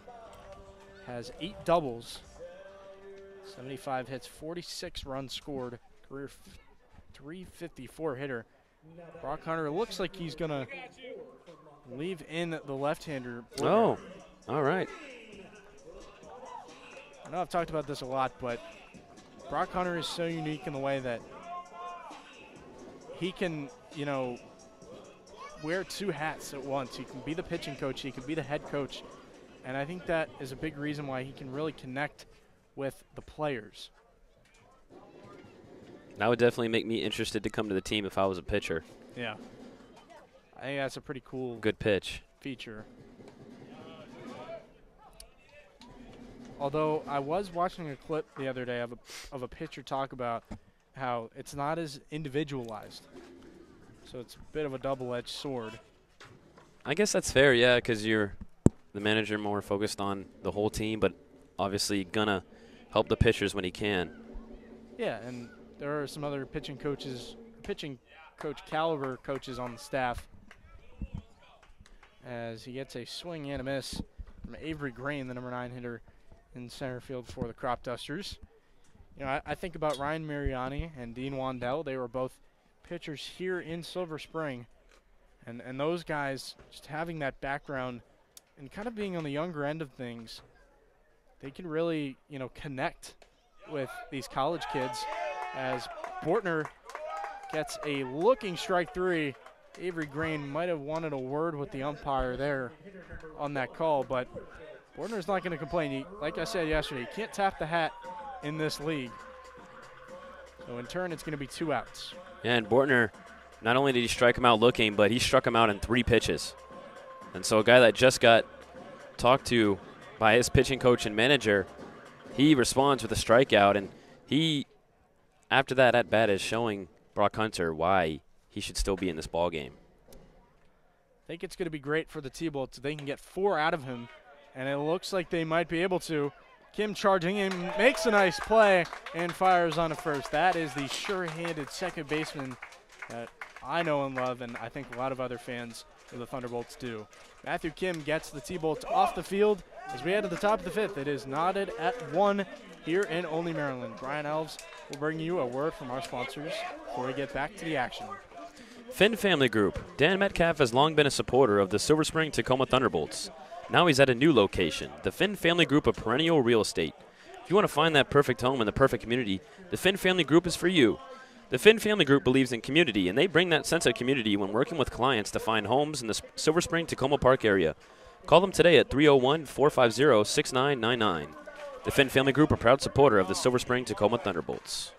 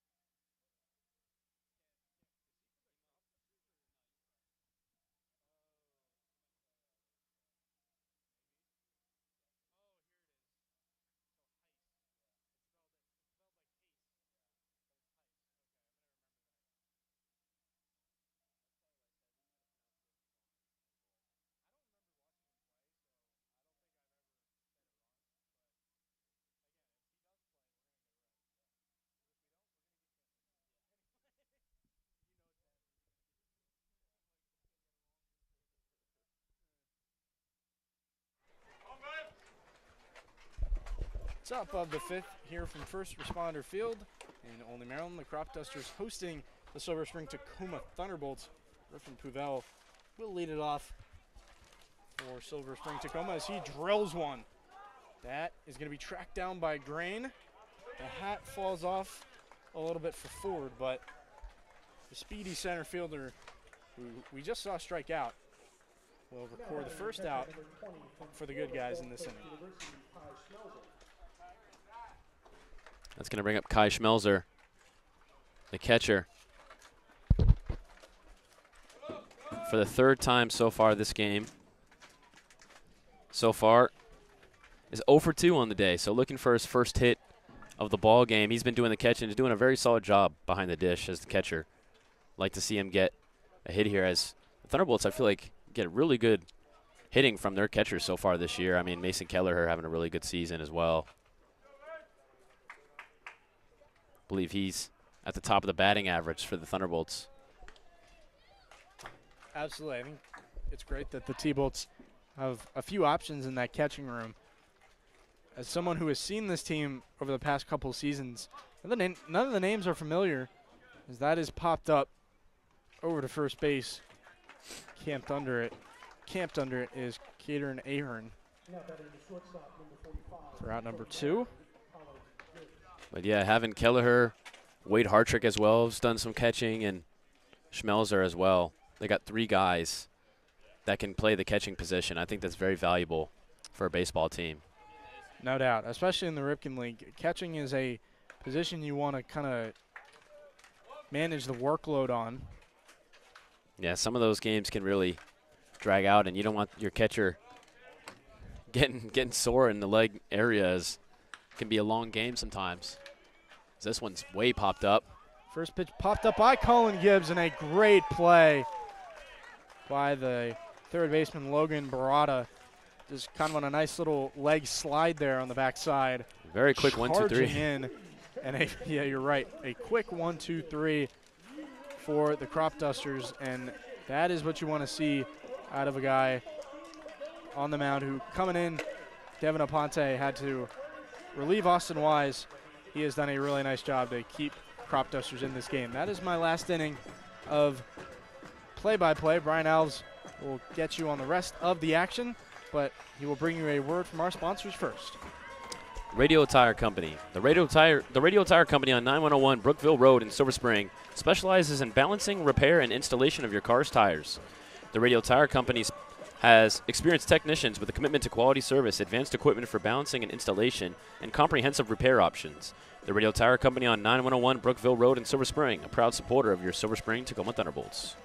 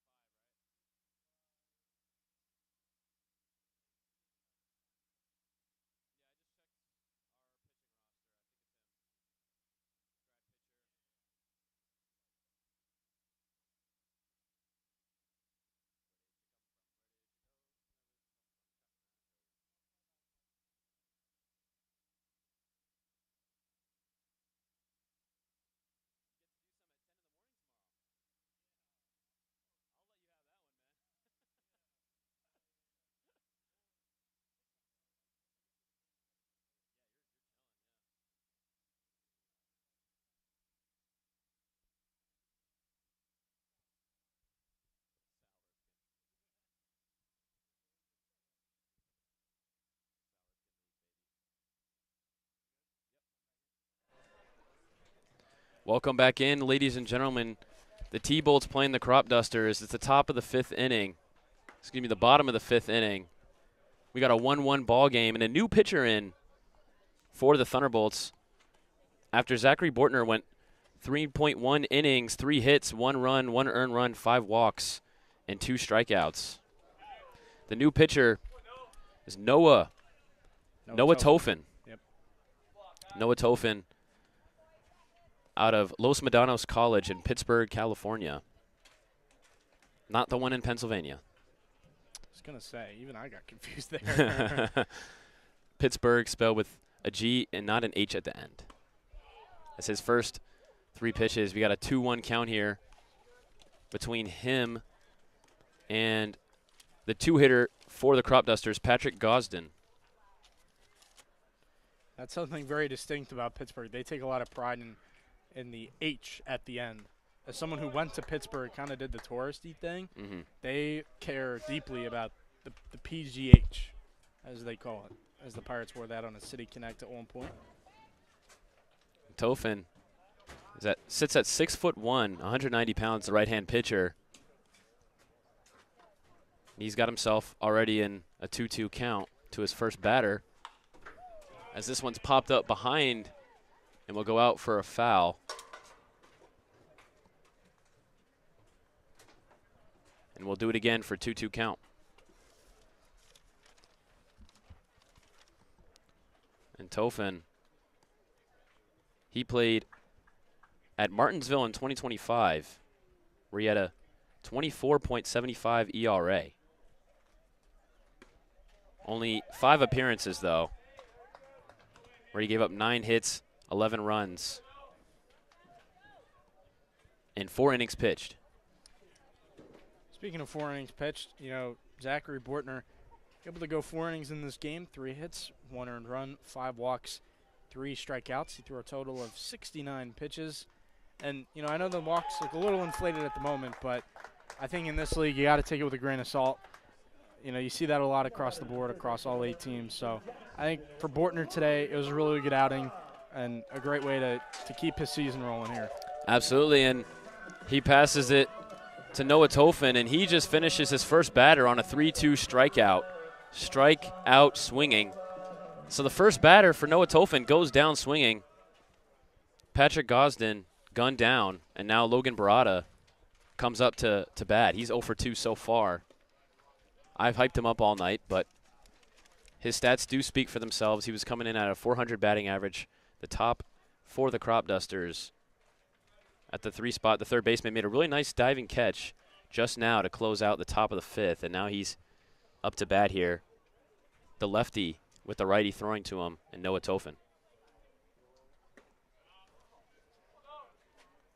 Logan Barada sees 2 balls to start his at-bat. We got a 2-0 count. 1 out.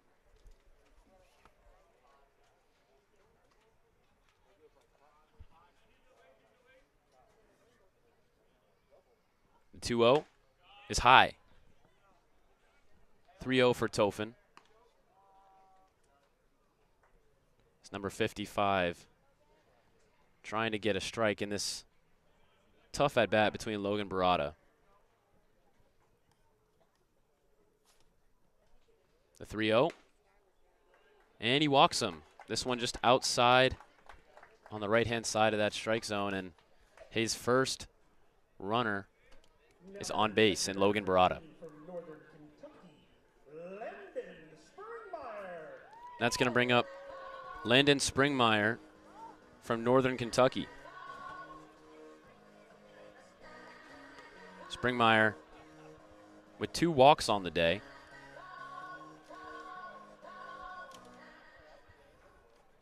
So he technically doesn't have an at-bat so far in the score sheet. That's right. In my opinion, that's a good day. When you show up, you're still in the lineup, and you don't register an at-bat. The walk does not count against you. It only raises the OBP. That's my style of baseball. That's what I was doing back when I was playing. I'm a little washed up now, but, Well, I mean, the most valuable thing in baseball, arguably, is just getting on base. The money ball. Walk's as good as a hit, so. They all count the same, as the count here is 2-0. Baseball fans may remember from a great film, Moneyball. That's Great what movie. Scott Hatteberg, that's what he did. He walked, gets on base. It's a model that has changed the game of baseball forever. Tofin, after letting his first baseman on, and Logan Barada is now at a 2-0 count with 1 out, 1-1 ball game in the bottom of the 5th. And he gets a swing here that went right back to Schmelzer and hit off of him. He seems to be okay. He's got the gear doing its job. 2-1 count. I believe this is Tofen's first appearance of the summer. He does not have a registered pitch, or pardon, I had the hitting stat, and it still doesn't matter. This check swing catches the bat of Springmeyer, so that's going to be strike number 2 as the check swing gets behind him.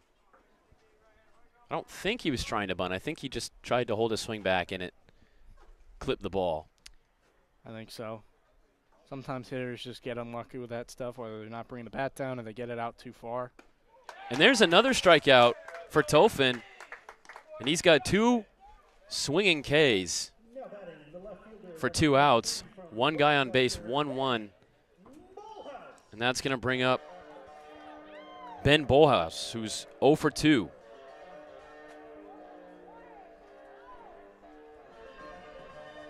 And Bolhouse is his 2 at-bats. He lined out both times. First pitch is a good one, called strike.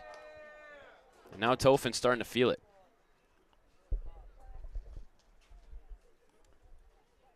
Like what we're seeing from Tofen.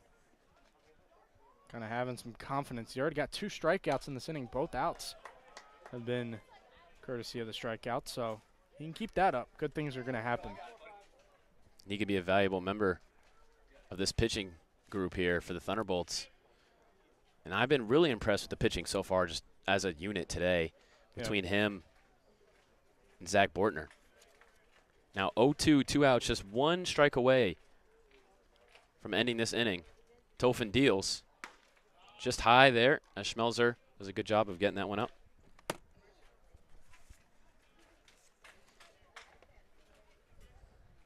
So the ball here extends this inning. Still needs that 1 more strike here, but Tofen loads up, stares his man down, and deals. This one bounces off of Schmelzer and is going to advance Barada to second base. Yeah, and I mean, if we talk about the pitching staff conversation and a bullpen conversation, this is that time of year when the Thunderbolts have to find out who is going to be in the high leverage spots, who's going to be kind of bridging it to those guys. You kind of filter out the roles, and we're only this is technically the 7th game that the Thunderbolts have played, so I think there's a lot of time to figure that out. They can figure it out by the end of June-ish, in my opinion, right before the All-Star break. So Brock Hunter's going to have to give a lot of these guys an extended look to see who can really separate themselves from the good and great relievers. And Noah Tofen just barely misses for ball number 3, and we're going to get a full count here with Logan Barada with a lead on second base. Will we get an end to the inning or a hit to score a run? The answer is a foul ball, as we're going to do it again. Well, that's not the answer, but that's the result we got for now.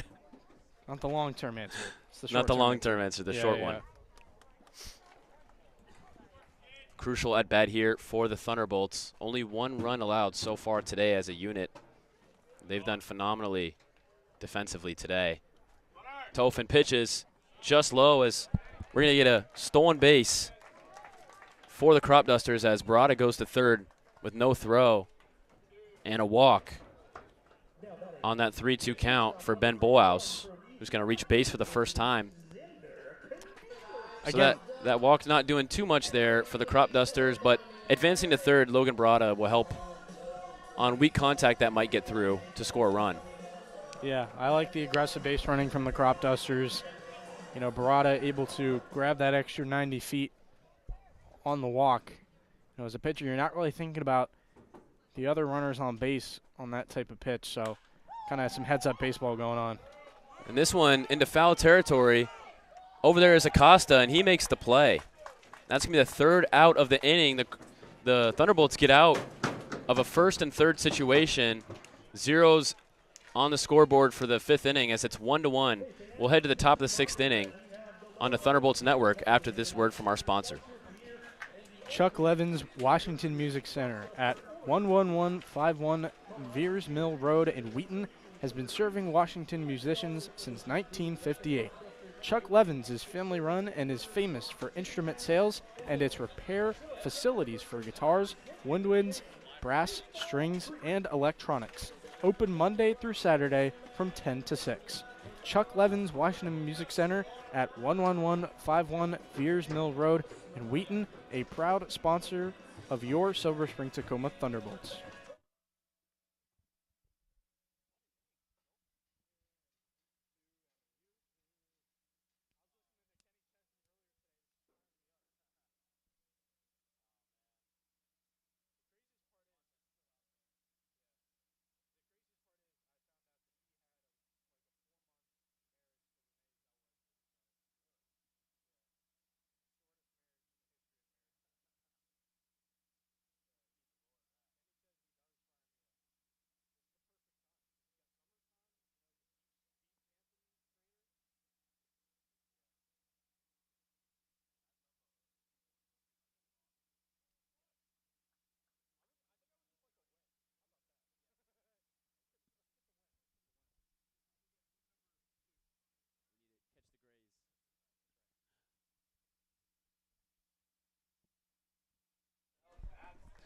We are back here at First Responder Field in Olney, Maryland, where the Olney Cropdusters taking on the T-Bolts. Top of the 6th inning. We got a 1-1 ball game and a low-scoring fun affair.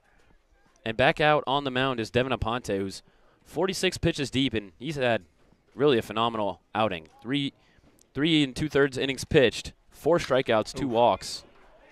But off rip, we're going to get one way deep out to left field, and on the track, it's caught. Fricky almost sent that one out, but what a play by the left fielder, Ben Bullhouse, who's had a lot of work to do today.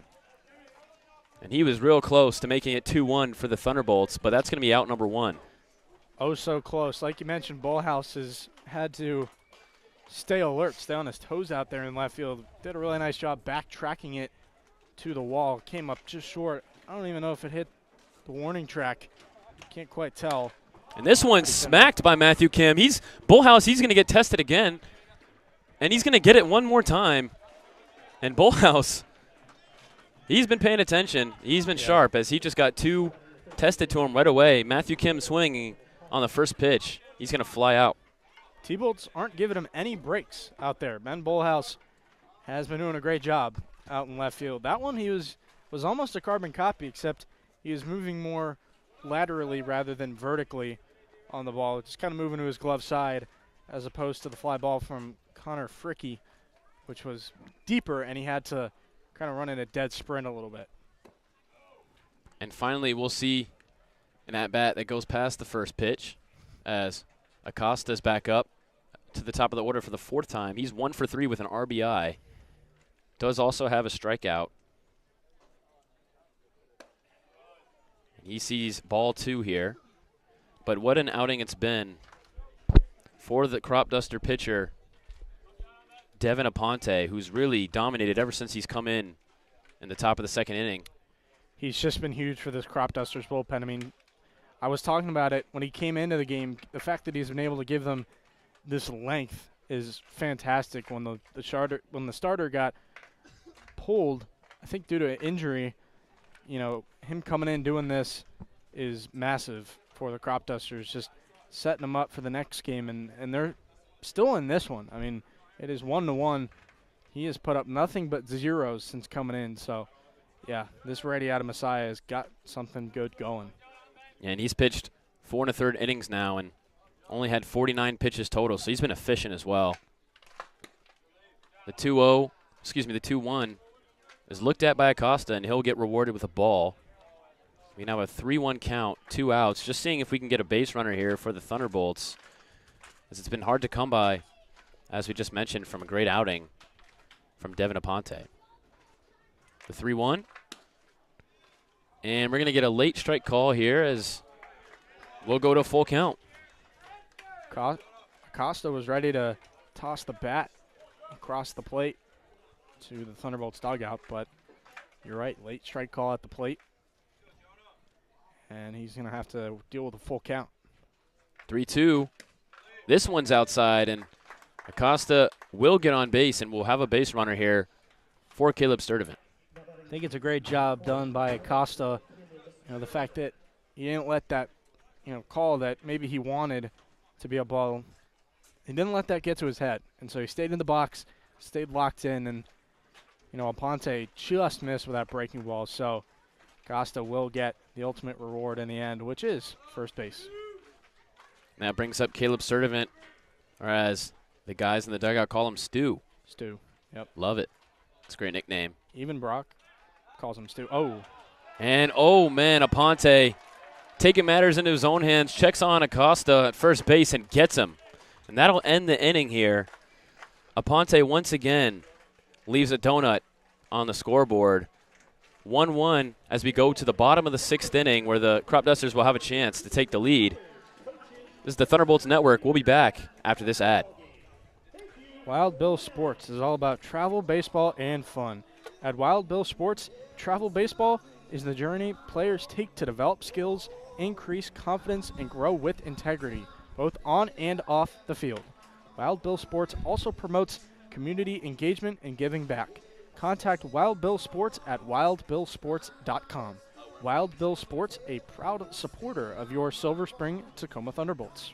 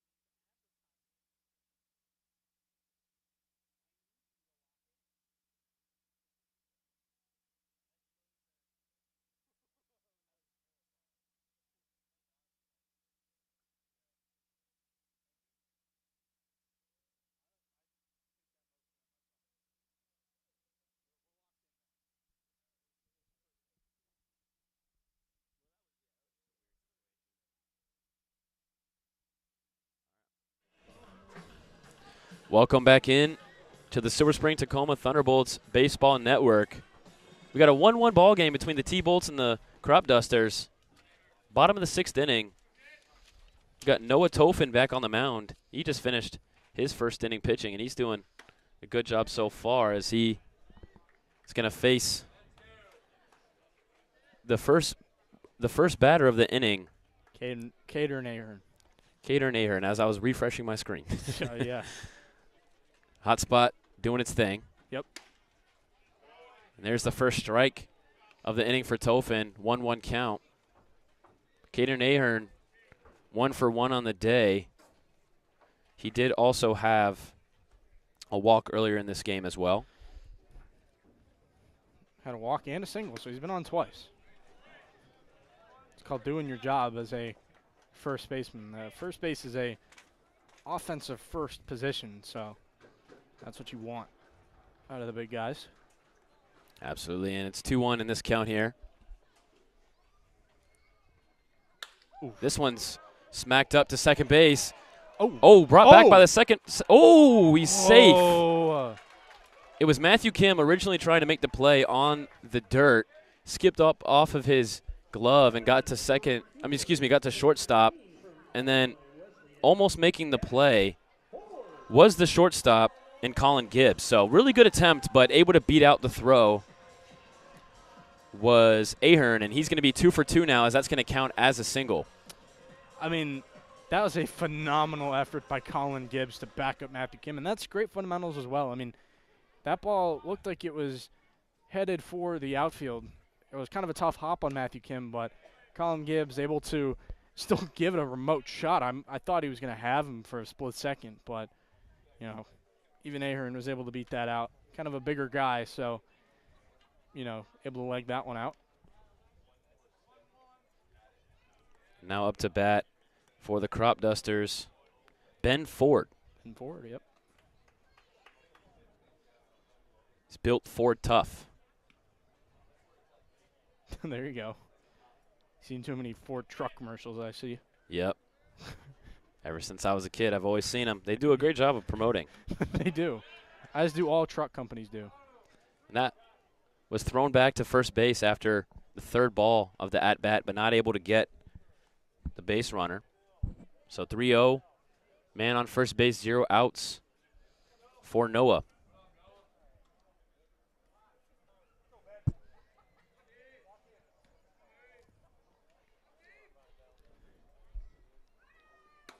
And that's going to be ball 4 for Ben Ford as he's going to move to first base. Now first and second for the Cropdusters, 0 outs, and might be threatening to take the lead. I will say in that at-bat, Kai Schmeiser, really nice back pick. And the catcher can pull that off. You got to appreciate it. And as someone who used to catch myself, I'm always going to note catchers being athletic and just peak baseball. So we're going to get a couple of nice words from the third base coach to his guy as he goes up to the plate, which is Avery Grain, who's 0 for 2 so far tonight. He struck out last at bat. He's made some nice plays in center field, but now he's looking to make an impact offensively, maybe to drive in the run that would take the lead for the Cropdusters. Still a 1-1 ball game. Very defensive game so far. And there you go. I had a feeling he was going to bunt. We've seen him do that a couple of times today, and this is really the perfect spot for him to do so if the Cropdusters are looking to advance some runners. Yeah. And Grain's got some wheels, so you never know. He could beat it out, put a bases-loaded situation in the equation. But getting your guy to second and third would be huge, even if he does get out. Less than 2 outs. And there's the bunt. This is a great bunt, but over to first base. Yeah. Grain is out, but still gets his guy to advance to second and third, as we just said. Yeah. So he still does his job. Yeah, it was a really nice job there by Avery Grain. You just got a really good bunt down. There was nothing else for Acosta to do than to just fire it across the diamond. He looked pretty athletic charging in. You know, the corner guys were ready for it. Acosta was the one to ultimately get it, but Connor Fricke was charging in on back-to-back pitches, ready for a bunt to be laid down. So great heads-up baseball by the T-Bolts. They're well prepared for anything, and now they're going to bring all the infielders in, likely to try and make an out at home. First pitch to Donis Rodriguez. The leadoff man is fouled to the left and short. Donis Rodriguez, we've told you about his story so far. Great insight from Patrick. What a story he has. He's 1 for 2 on the night. It's his 4th time coming to the plate. He's walked as well. I guess we could say Brewer legend, right? We could. Dominican Summer League guy. He's got a nice walk-up song to go with his Dominican status, and we got an 0-1 count. This one just a little low for a 1-1 count. All ones on the scoreboard.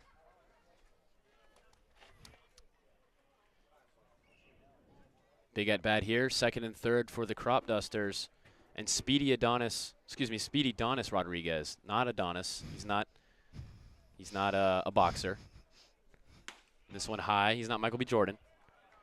But this one high for ball number 2, but no double play the regular way. So now you're going to have to figure out a way to try to get him out without letting a runner in.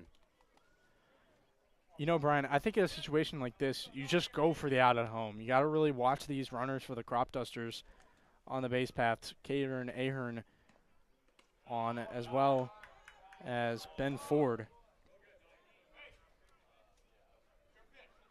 And that's ball number 3, and a great stop by Schmelzer at the plate to make sure that doesn't get away from him. We've seen a good amount of runs being given this season from that ball getting away at the mound. So good job by the catcher. 3-1 count. Walk wouldn't be the worst in this situation. But this one's fouled back, and you'll take that as well. 3-2 count. Strikeout would be the perfect thing here. 3-2 count, 1 out. Guy on second and third for Donis Rodriguez. And here we go. This is a payoff pitch that is huge in this bottom of the 6th inning. We've had a 1-1 ball game really for a good bit now. The pitch is high for Donis Rodriguez, and the base is now loaded for the Cropdusters with a really huge chance to take this lead for the first time tonight. And we're going to get a mound visit here for the Thunderbolts. We'll see if Tofin's day is done or whether or not he's just going to get some insight on how to end this inning without giving up any runs from Brock Hunter. You know, Brian, in this situation, I don't hate the walk, right? Because now I agree. You're bringing in a force at every base, and the Thunderbolts can maneuver this situation however they want. There are a lot of different chess pieces that they can move, right? They can execute a double play if they want to. They can play those middle infielders back. They can bring those corner infielders in, try and get an out at home, maybe go from home to first. I mean, there are a couple of different options for, you know, the T-Bolts to potentially get out of this inning and, you know, limit damage. And that was actually Ryan Mariani, shout out Ryan, one of the pitching guys. A couple of them on the staff, mentioned him earlier. Great dude, just talking to him. And like I said, background with the T-Bolts. Able to connect with these guys on a little bit more of a personal level than maybe a Brock Hunter, because he's been on the other side of that relationship. This one hit deep with potential to get out of here at the wall, and it's out of here for a grand slam. The Cropdusters blow this one open from 1-1 to 5-1, and it's Gosden going yard to left field. Just like that, 1-1 to 5-1. The Cropdusters in the bottom of the 6th inning blow this one open. Wow. What a timely swing. What a timely swing from a guy who was 0 for 2 this ballgame, now 1 for 3. Patrick Gosden goes yard. That was just a phenomenal swing. He got every single piece of that baseball. Griffin Puvel gave it a look, but it ultimately went over the fence, over his head. So, yeah, I mean, Patrick Power, I will say, great name, as we've talked about on this broadcast. But, yeah, unfortunate for the T-Bolts. It had to happen that way. That was the last thing you were looking for on the mound if you're Noah Tofin. But, you know, it is what it is. You just got to quickly move on. It's a clean slate for him. He's got nobody on base. He can just move more freely. There's not as much intensity now in this situation. He started to move a little bit faster now after that home run. 2 quick pitches, 2 balls. As he's got Logan Barada, the lefty-righty matchup favors the hitter here. That's a good pitch there from Tofin as he gets his first strike. So 1-5 ball game, T-Bolts versus the Dusters, and not ideal, but you can just hope to keep them off the score sheet and try to get the bats going. This one's slapped up to short. The throw is good, and that's going to be an out for the Thunderbolts. The shortstop, Colin Gibbs, makes a nice play, throws it over to first base to Connor Fricke, and there's the second out of the inning. Yeah, I mean, that was just a really fundamentally sound play by Colin Gibbs. He knew how to play that baseball. You could tell by the footwork. You could tell by the instincts that he knew what he was doing on that ball. So able to fire it on over to first. It's nice to see that the T-Bolts aren't letting the grand slam affect them too hard right after it happened. So, you know, that's what you want to see on defense. And they're right in the middle of this order. Now at the 4 spot, Landon Springmeyer, who's 0 for 1 with 2 walks.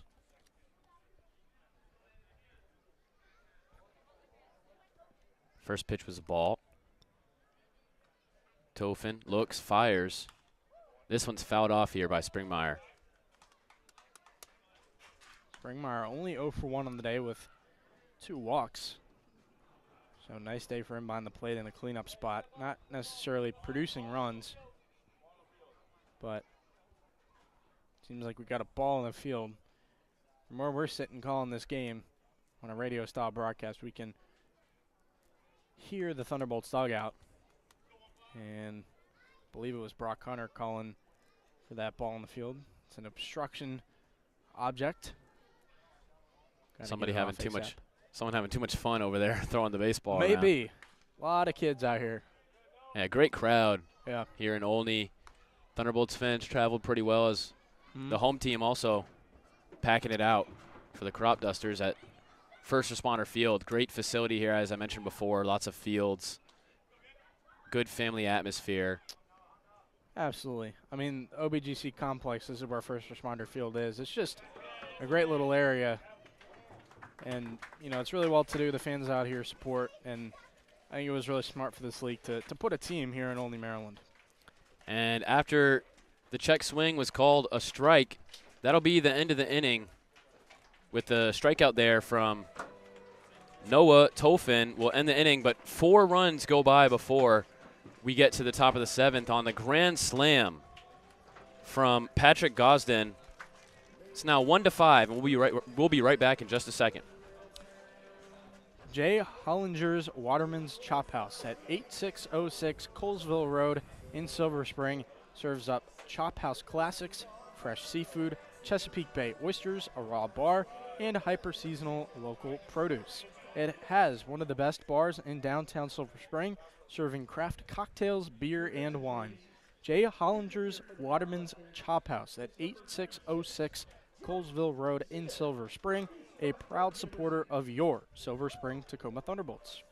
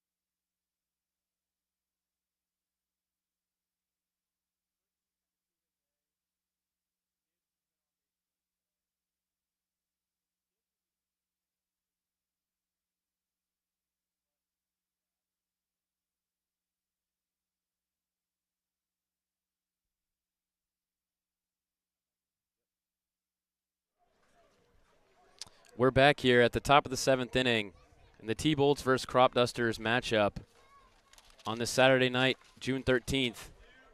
Cropdusters just went yard for a grand slam in the previous inning in the bottom of the 6th, and now out on the mound is Joey Zito, the Stroudsburg University man, former Towson baseball player. And Towson Tiger, to fill in your blank there. there we go. Yep. Really But good. Zito sitting at 6'4", 235 pounds, the lefty. Is going to face Sturdivant as his first batter here. And Sturdivant going to get all of that one. Hits it really hard at the third baseman. He can't make the play. And that's going to be a single. And that's a great sign for the Thunderbolts, who just gave up a grand slam, down 4 runs. Not something they haven't seen before. This game not over. Yeah, I mean, Sturdivant just hits the ball so hard, and that's a really positive sign, even when things aren't going your way. As long as you're making good contact, you know, those are going to fall. Those are going to get through. So the fact that Sturdivant can stay consistent at the plate, you know, he's gotten off to a great start, but if he ever gets into a slump, which we hope doesn't happen for the record, but if it does happen, you know, he's going to be, rest assured, still hitting the ball hard, making good contact. And, yeah, there's not much you can do there as Barada. If you make it, great play, but if you don't make it, you just move on. So now it's Gabriel Begase, and he sees ball 2 from Zito. And Joey Zito did actually pitch against the Thunderbolts the first time they played earlier in the season. And that one inning he pitched, he did walk 3 batters, but didn't let any through. had 2 strikeouts. So he was able to clean up his mess that he made before, but this time, Pegues is going to smack one to center field. Tracking back is Graney. This one off the wall. Here comes Sturdivant to third base. Pegues gets to second, and that's going to be an extra base hit for Gabe. And he hits his 6-7 E mode as the T-Bolts not out of this one at all, as things could get interesting. 0 outs, second and third for the Thunderbolts, and up is Nolan Kutney. No doubt about it. They are right back in this game.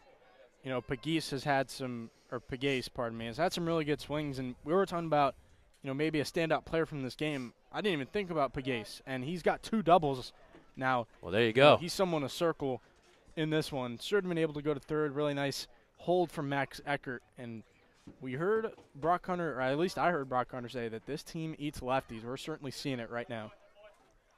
You would certainly love to keep seeing it, as they've got 4 more runs to at least make up to tie this one.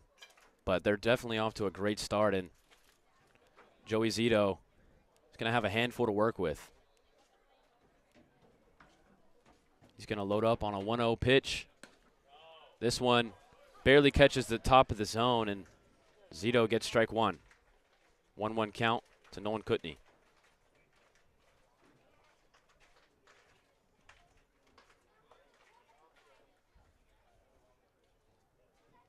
Zito fires.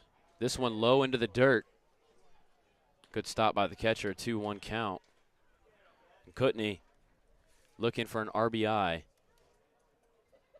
would be huge for the Thunderbolts to get a run before their first out. This one high and ball. 3-1 count now. Kutney close to a walk, but let's see if he gets the green light to swing here.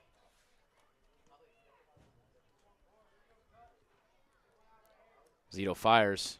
This one hangs in there, the breaking ball. Really nice rainbow pitch for strike 2. Full count. Really like the approach the Thunderbolts bats have right now, just one hitter at a time. You want to just pass the baton, pass the torch, whatever you want to say. You know, you got to come back from 4 runs, so you're not going to get it back in one swing. Just keep the line moving, and the T-Bolts are certainly doing that right now. And Nolan Kutney on a 3-2 got a great piece of it that went foul, but good contact there. And we're going to do it again. Zito going to take a second. As he knows that the pressure's high here. Got to make a pitch. Runners on second and third. Nobody out. Dangerous spot. And Kutney's going to send this one through for a hit. And here, Sturdivant's going to score. And now coming around is Pegues, and he's going to score as well. That's a 2-run single RBI for Kutney. And just like that, it's 5-3, no outs. The T-Bolts are back in business. Fantastic hitting by these Thunderbolts bats. Sturdivant hitting one hard to a defender that just couldn't make a play because of how hard it was hit. Pegues, really nice elevate and celebrate type of swing for a double. And then Nolan Kutney going the opposite way. The Thunderbolts are attacking Zito at so many different angles. It's going to be hard to keep up at this rate. There's still nobody out. Zito does get the first pitch over the strike zone for a strike, and see if that gives him some confidence as he's been working a tough inning so far. This one's low for ball 1. As the next man up for the Thunderbolts is the Griffin Puvel. Puvel 0 for 1 with a walk, or 2 walks. Another D1 player competing in the MAC with double A MAC. And this one, possibility for 2. First one is good. Second one, not in time. So out is Kutney. But first, beat out the throw is Puvel, and Zito gets his first out, but good to avoid the double play there. I'm sorry if you could hear me chuckle. we had 6-7 calls. We had a little double play there, and it was hit well to shortstop, and you know, Gondolese made a nice pick, flipping it over to Gosden, and the throw over to first, not in time, and the umpire called it because of inaccurate, or I shouldn't say inaccurate, but just incomplete ball handling, and he hit the 6-7 emote, and, that's the world we live in, folks. Welcome to 2026. Yeah, and the kids. Kids at home love that. Yeah. Well, the kids here. Oh, and this one dropped by the catcher. Throw to second is great, and he's going to hose him. He got him real good there, and Puval is hosed down. What a play. A pitch that kind of got away from the catcher. They end up getting Griffin Puval out. And just like that, Springmeyer springs down Puval at second. 2 outs. Yeah, that changes the dynamic for sure. And I love the aggressiveness from Puval. I mean, just trying to get a good read on a pitch in the dirt. He's a guy that can run a little bit, so I completely understand there. And, the T-Bolts will put up 2 in this inning. There's still a little bit of time to come back. You don't love it if you're a head coach, but I understand what he was thinking there. And I respect, being aggressive, trying to keep the T-Bolts pedal to the metal. And we already have a 3-1 count here to Kai Schmelzer, who's 0 for 3 so far. Would love to get his first hit of the ball game. This one is in there for a strike. We'll get a 3-2 count. Joey Zito versus Kai Schmelzer here. 3 balls, 2 strikes, 2 outs in the bottom of the 7th in a 3-5 ball game. The payoff pitch is a walk for Kai Schmelzer, and he'll get on base for the first time tonight. The catcher is going to head to first base. Really nice at bat there from Schmeiser out of Gulf Coast College. He's been calling a really good game overall today. I've liked what he's done with the pitchers. I mean, getting Bortner through 4 innings, 1 run. Tolfin was looking good, spotting some pitches. So he's been doing it behind the plate, and now he's starting to make stuff happen at the plate. And that's going to bring up Colin Gibbs, who's had a really solid game at the hitting spots so far. 1 for 2. And in that 1 for 2, he's got a run, and he's now down 0-2 in the count. And the dugout chanting Gibby. There you go. iCarly reference for those who didn't watch that show back in the day on Nickelodeon. Great show. The 0-2 is low. That one almost strike 3. That pitch looked like it had some downward action on it. That was probably the best take I've seen all season from a hitter in Colin Gibbs. Being able to lay off that pitch. That's a pitch that Joey Zito probably thought he was going to swing at. And Colin Gibbs smacks this one forward, and just like that, first and second for the T-Bolts. He's got his second hit of the game. And Gibby gets first and second for the T-Bolts, bringing up Connor Fricke, who's been one of the hottest bats for the T-Bolts today. 2 for 3 on the night. RBI opportunity. Yeah, kind of looked like Joey Zito on the mound was just going back to the low ball at the plate. And Colin Gibbs was not having any of it a second time around. He had already seen it, and he was able to get on it and drive it up the middle. Just a really nice base hit. Fricke hits this one. It's going to drop in. They're going to stay. Kai Schmelzer's going to stay here and not advance to third. Interesting decision there, but going to hold for the bases loaded, 2 outs, as that one dropped in from Fricke to in between third base and left field. But bases loaded, 2 outs. If we get a base hit, we could see a tie baseball game potentially. If we get a grand slam just like the Cropdusters did, we could see this game flip.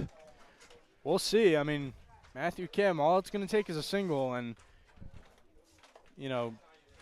Brian, I think in that situation, you don't want to send the runner. I know that throw kind of went awry, but the catcher was there to back it up immediately. And if he did go, Springmeyer would have had him dead to rights at the plate. So you want to keep this situation as it is.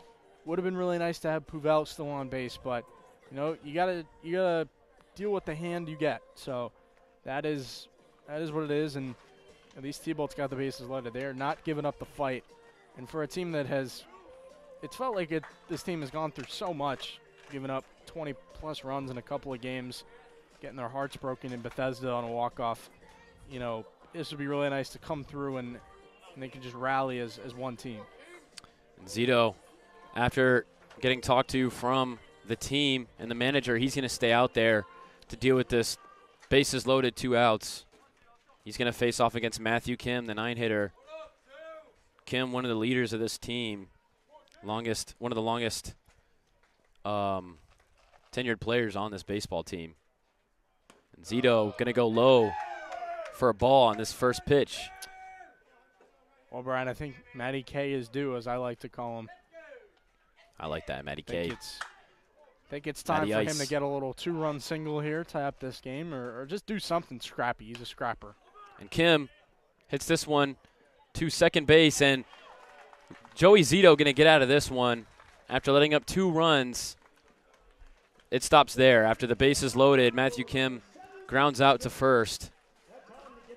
And we will head to the bottom of the 7th inning. The Cropdusters up 5-3. We'll be right back in just a second. Fetch Pet Care at 10111 Colesville Road, number 115 in Silver Spring is your premier in-home pet care service. From dog walks, cat care, overnight stays, pet sitting, and medication administration, Fetch Pet Care provides services tailored to meet your pet's individual needs. Fetch Pet Care at 10111 Colesville Road, number 115 in Silver Spring, a proud supporter of your Silver Spring-Takoma Thunderbolts.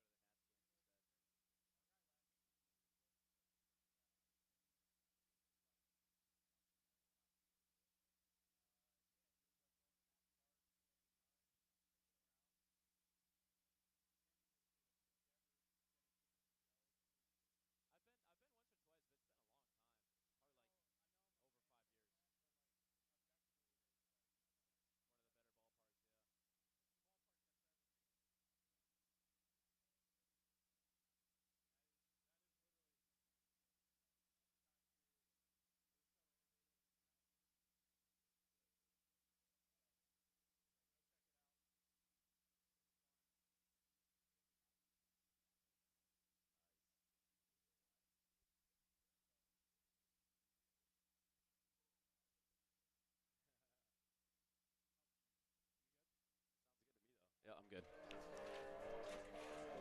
All right, and going to the bottom of the 7th inning, after the 7th inning stretch, we got a 3-5 ball game. T-Bolts down 2. Wade Hartrick making his 2nd appearance as a pitcher this season. He's done some catching as well, obviously, and being able to do both pitching and catching, truly a unique thing. Yep. Don't see that too often, but being a catcher, being able to pick pitches for your pitcher and then pitching yourself, it's an interesting dynamic. He's on the opposite side of the battery, as some might say. And, yeah, I mean, we had Vance Bonnier here for a couple of summers, and he did the same thing, right? He's at UMass Amherst. He's a Minuteman at the D1 level, competing in the MAC. So, you know, he was able to play some outfield even, and pitch and catch, and having that versatility. I mean, catchers are really good athletes that can kind of do a lot of different things, and their ability to move around the diamond can kind of go unnoticed at times. Hartrick starts his first batter with a 3-0 count. Now he deals, and there's his first strike. Good pitch. Hartrick coming out of the University of Chicago. Shout out Chicago. I went there, I think, 2 summers ago now. Absolutely loved my time in that city. It is incredible. The 3-1 to Ben Polehouse is fouled back. So after a 3-0 start, 3-2 now. Wade Hartrick looking for the finishing blow to his first batter. He's making his second appearance of the season. In his first appearance, he faced off in an outing where he pitched 1 2/3 of the game, 4 hits, 6 runs, 3 earned, 3 walks, and there's his first strikeout. There you go. Just kind of blew it by him. Polehouse has been working hard out in left field today. So, coming in on offense to the plate. He's gotten on base once today. He had a walk in the 5th, but yeah, just kind of got buzzed at the top by Hartrick. And great start from Hartrick, who started that count 3-0, made his way all the way back to 3 strikes in a row, and got his first K of the day.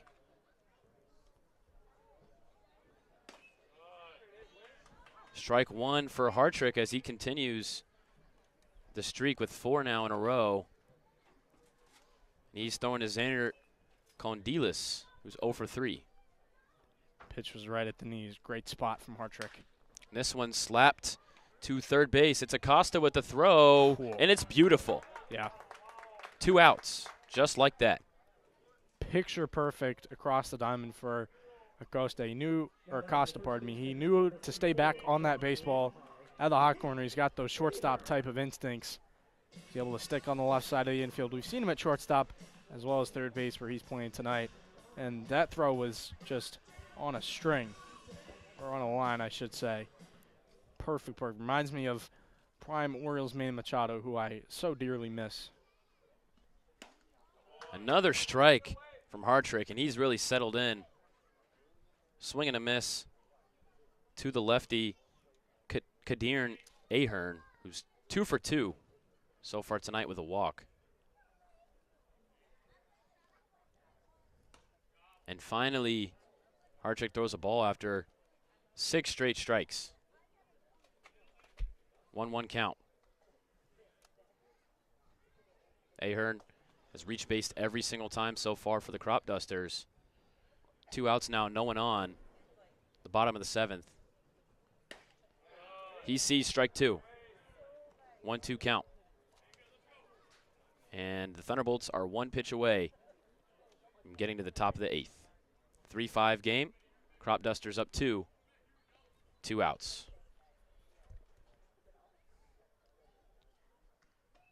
Hartrick fires.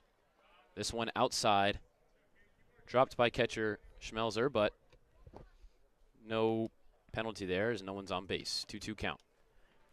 Just noticed, Brian, I can officially take my sunglasses off for the rest of the game. That is a huge relief. Yes. It has officially gone down.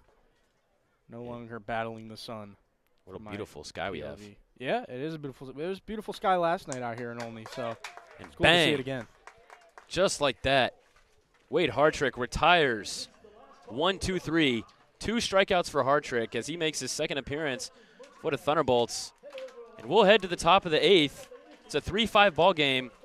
Pitching and defending does their job. Let's see if the Thunderbolts can add 2 or more runs in this top of the 8th. We'll be right back after this sponsor. The Tacoma Torch, founded in 2019, brings laughter and a sense of fun to residents in Tacoma Park and the DMV. The Tacoma Torch features satirical articles about the region that those with a sense of humor can appreciate. Send a headline or idea their way to tacomatorch@gmail.com and watch what they do with it. The Tacoma Torch is on the web at tacomatorch.com.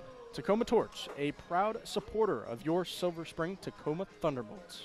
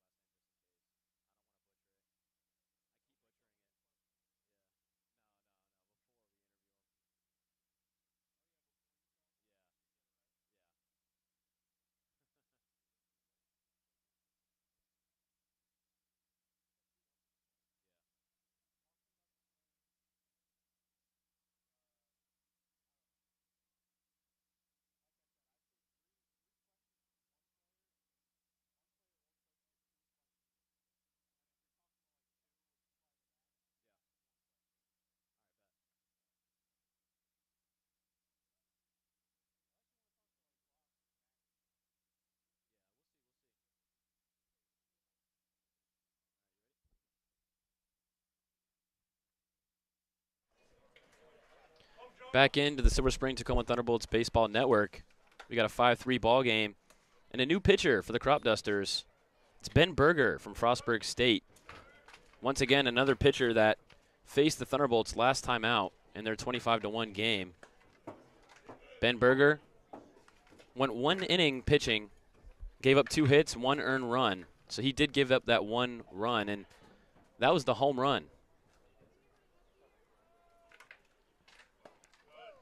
This time out, he's hoping to not give up any, as he's got a 2-run cushion, not the biggest cushion in the world.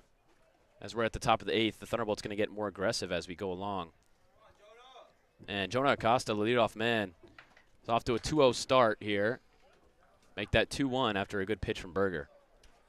Yeah, Joey Zito finishes his night with 1 inning pitched, 5 hits, 2 earned runs, 1 walk, no strikeouts.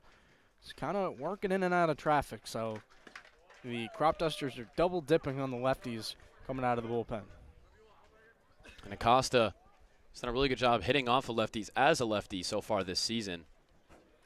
He's facing the lefty in Berger.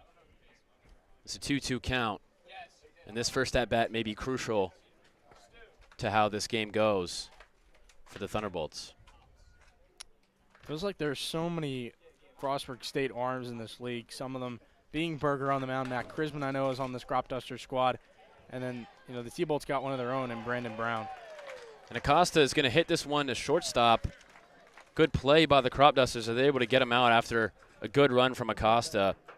It's going to be that's going to be Xander Condoleezza making the play. And that's 1 out down, but that's going to bring up Caleb Stutterven, who started things off in the last inning with that hard hit to third base that got through. He ended up coming home later on in that inning, which scored 2 runs for the Thunderbolts, and now let's see if he can do it again. He sees strike 1. You know, you were thinking about our own shortstop for a second. You know, there's a really nice rangy play from Condoleezza, just moving over to his glove side. It was kind of hit up the middle, and he was able to fire on it first with authority. And shout out to him for not getting rushed. I mean, Jonah Acosta is really fast. I mean, he's got 6 stolen bases on the season. So to have an infielder have that confidence to still make a play, not get sped up by a guy busting his butt down the line, and make the first out late in the game in the top of the 8th, huge credit to him to get it started off right. 2-1 count to Sturdivant. This one high as well. 3-1 count. Stu looking to get on base once again. We've had a fun one so far here in first responder field. This one is low for ball 4 for number 4, who's going to head to first base. So a great at-bat from Caleb Sturdivant, the 2-hitter. 1 out, but 1 man now on base. He's going to be still 1 for 2 on the day with another walk to add to his game so far. He's got 2. You know, on that pitch from Berger, I could see that downward action once again. We saw it from Zito on the mound where he thought the hitter was going to bite. And instead, you know, he lays off. It's a really disciplined take. We saw it from Colin Gibbs now that I think about it. And, you know, these T-Bolts are seeing the ball well at times, certainly. And this is a good matchup here, as Ben Berger is going to be throwing to the man who hit a home run off of him last game that they faced each other, and Gabe Pegues.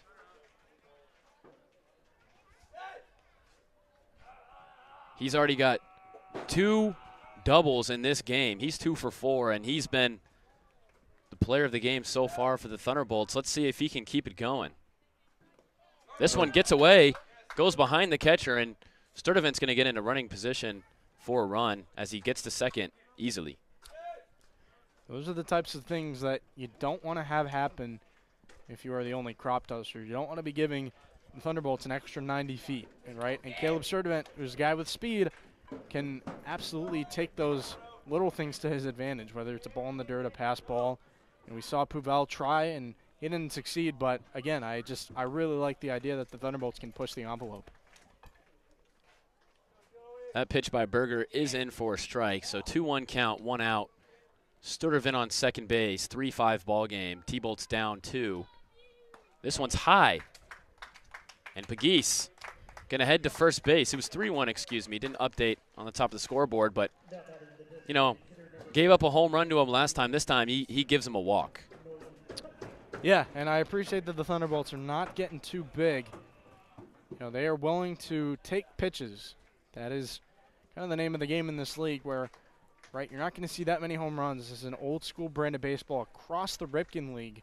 So the fact that the Thunderbolts know that one swing doesn't make as much of a difference as you may think, you know, just being able to move runners, get on base, try and manufacture runs, that is baseball in its purest form. And we could see it with Pegues right there. And we got manager coming out to speak to Ben Berger as we got a 1-2 first base, second base action with Nolan Kutney coming to bat. And if you remember last time, he had a 2 RBI single to bring it to 5-3 after the Thunderbolts gave up a grand slam. He kept them in this ball game by singling for the RBI double.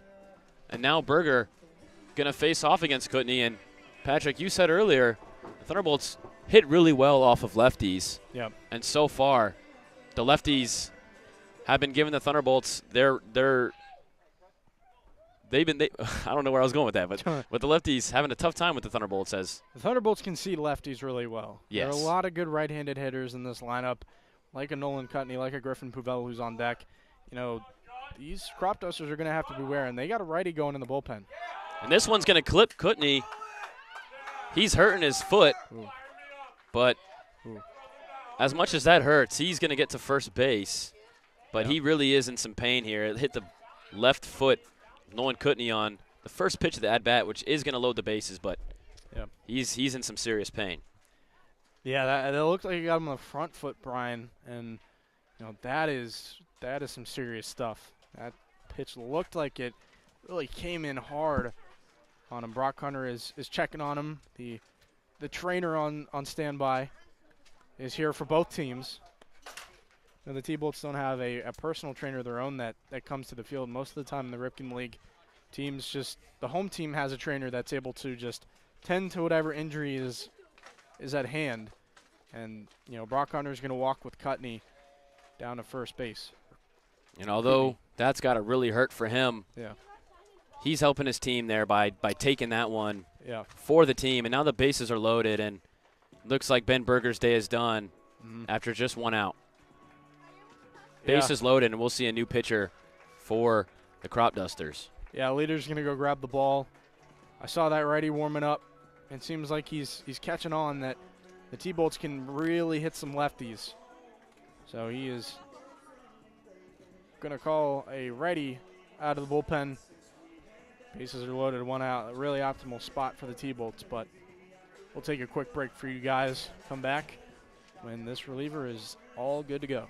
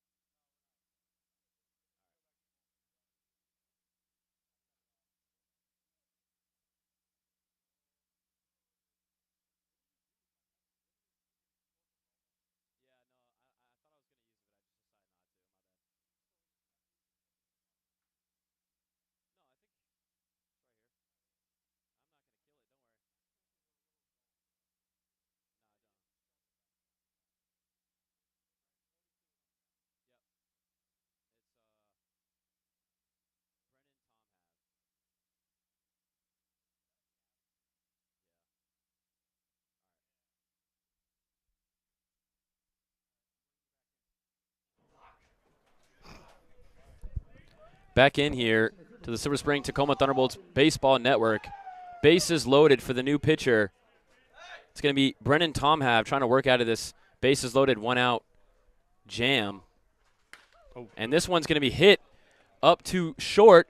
Throw is out, and safe is the runner at first, so a run gets across. But we do get an out at second base, as Kutney, after hurting his foot, is going to be out at second. But on first base is Puval. So 4-5 is the ball game. 1 run scores, and Kai Schmelzer, the catcher, is going to come up here. So Brennan Tomhav, tricky situation coming in to the game, does get 1 out, almost gets the double play. But thankfully for the Thunderbolts, another opportunity here as they could tie this game. Schmelzer fouls the first pitch to the right-hand side. Yeah, I think the Cropdusters were hoping to get off the field with that one, but instead they're going to have to stay on. Griffin Puval was liking it out, and that is just what you got to do coming out of the box. Schmelzer fouls another one off, so he's faced 2 pitches, 2 foul balls, 0-2 count. 4-5 ball game. This has really been a well-played game by the Thunderbolts. That grand slam really hurt the T-Bolts, but other than that, they've been real solid tonight. Let's see if it pays off. 0-2 pitch. This one just outside. Ball 1. Really good take by Kai Schmelzer. Yeah, I mean, that pitch looked like it was right there, but you got to consider the T-Bolts have not gotten some of those calls on the mound. Bortner had some of those types of pitches, in my opinion. So, umpire staying consistent with the zone. And there's strike 3 as the Cropdusters get out with the lead. 1 run across, but 3 outs. The Cropdusters will go to the bottom of the 8th with the bat. Brennan Tomhav gets out of this one. 4-5 is the score. 1 run through for the Thunderbolts. We'll be right back for the bottom of the 8th inning on the Thunderbolts Network after this ad. Nando's Peri Peri Chicken on 924 Ellsworth Drive in Silver Spring is the best chicken in the world because it uses peri peri sauce. From chicken on the bone to wraps and sandwiches, along with salads and veggie options, Nando's is your choice for great food.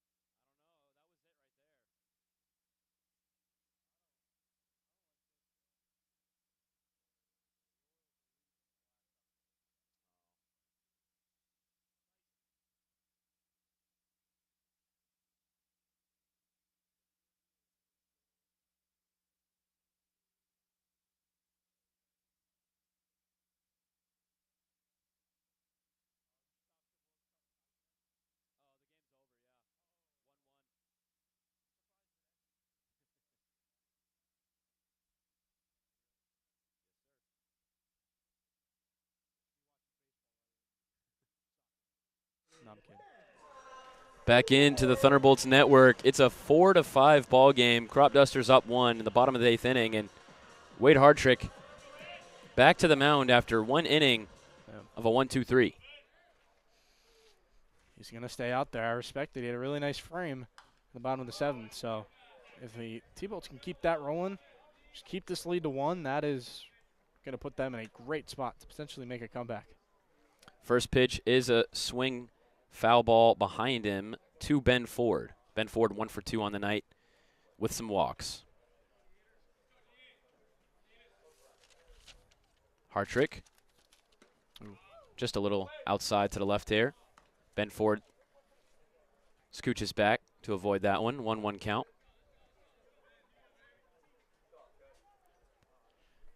I wonder if Ben Ford ever thought today, man, if only I was playing the other corner, he'd be seeing a lot more action. Absolutely. But there's strike 2 for Hartrick. And again, as we mentioned earlier, Hartrick also a catcher and a solid bat for this Thunderbolts team, providing lots of things. Love a guy that can do many things. He's versatile, and what they need right now is a strikeout. 1-2 pitch, and he gets him. There it is. Wade Hartrick with some tricks up his sleeve. Strike 3, another K, third K of the day for Wade Hartrick.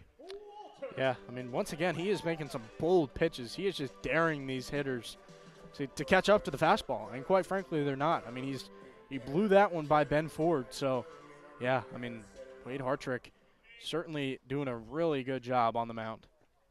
Now he's going to face Cade Walter. And Cade Walter is pinch hitting here for the Cropdusters for Graney.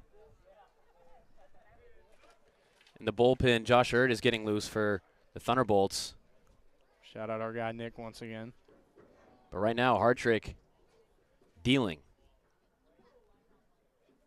The 1-0 pitch in there for strike 1.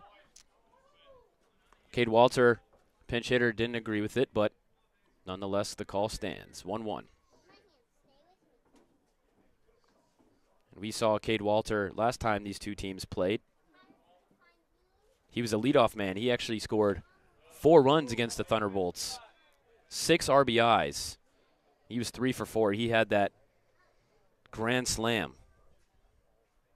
And we saw another grand slam here today from the Cropdusters. So they're really able to put those together against the Thunderbolts. But this one skips in for ball 3, 3-1. Cade Walter looking to see if he can do the same. Another home run against the T-Bolts. 3-1 count. Another run would surely be really tough for the Thunderbolts as they have one more chance to tie this game in the top of the 9th. But still bottom of the 8th. Got to get 3 outs. Didn't even realize that was Cade Walter. But Walter is back for another summer here in Olney for the Cropdusters. He was really good last summer. Had a 934 OPS, 1 homer, 14 driven in 27 games. And he's going to draw a walk there, picking up right where he left off. As you said, Walter walks to first base, so they do have a base runner. Only threatening, but still only a man on first with 1 out. Wade Hartrick, 3 strikeouts in just 1 1/3 inning. Now he's facing off against Donis Rodriguez, the leadoff man. Oof. And he's going to powerfully swing for a strike. That one goes right by him. I mean, I'm an idiot sitting here calling this game, and I'm like wincing at these fastballs. Imagine what it feels like in the box for Donis Johnson, just getting blown away by a fastball. He's not a super big guy either, so catching up to that type of stuff at a 5'8", 165 frame, that's just not even fair. And Wade Hartrick pours in another strike to Donis Rodriguez. But looked like Cade Walter almost took off there for second, but he held himself back. Let's see if he takes off here. 0-2 count. And Donis Rodriguez gets it blown right by him. The 4th strikeout and 1 2/3 innings for Wade Hartrick. He is dealing. 2 outs. 1 more out away to get to the top of the 9th.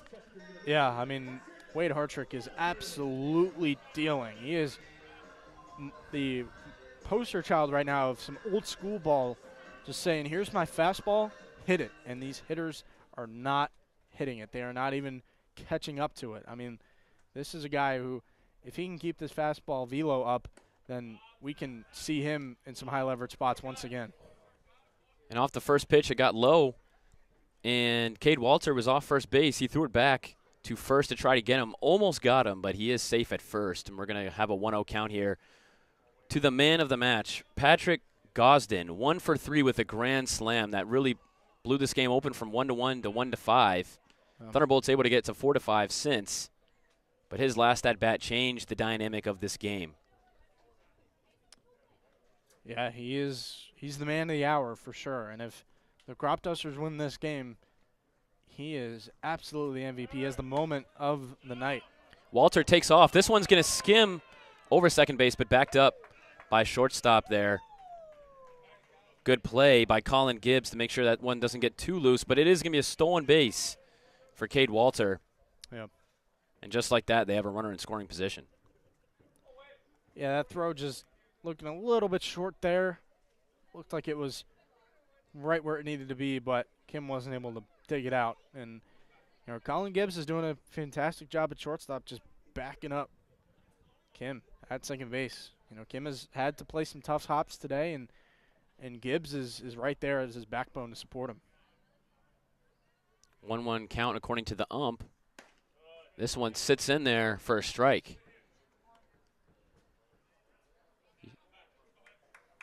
Or I guess he's saying 2-1 now. Okay. 2-1. 2-1, 2 outs. Man on second base is Cade Walter. And the man of the game so far on base, at home plate, hitting. The 2-1. Another laid-in strike there. And Wade with the ace spade there. 2-2. That's a way to put it. Deuce is wild on the board now. 2 balls, 2 strikes, 2 outs, and a runner on second. So adding to the 2 Palooza. 2-2. Oh. This one's ripped.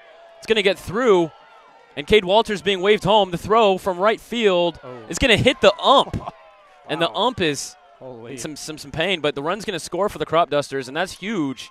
It's now 4-6 Cropdusters, bottom of the 8th, and the ump trying to act like he's okay, but I'm pretty sure he's in some pain.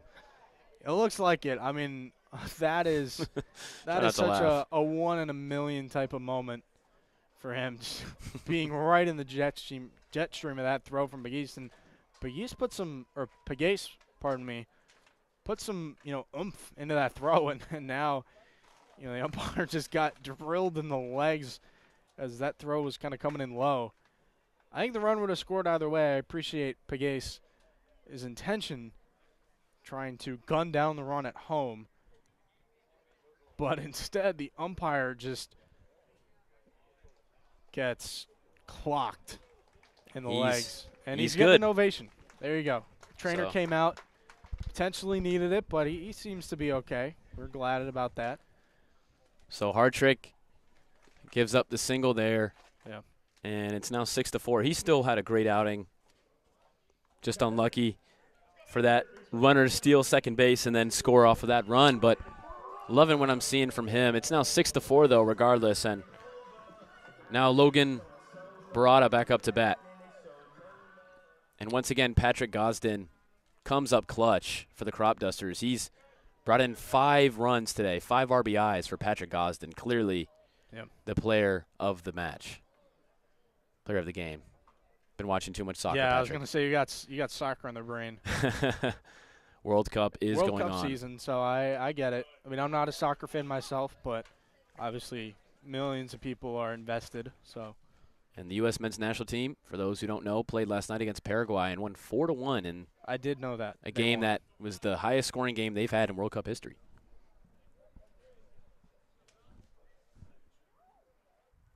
One count, 2 outs. This one low. But yeah, like you said, Patrick Gosden driving in 5 out of the 6 runs for the Cropdusters. He broke the tie back in the bottom of the 6th in a huge way with a grand slam, and now providing some major insurance.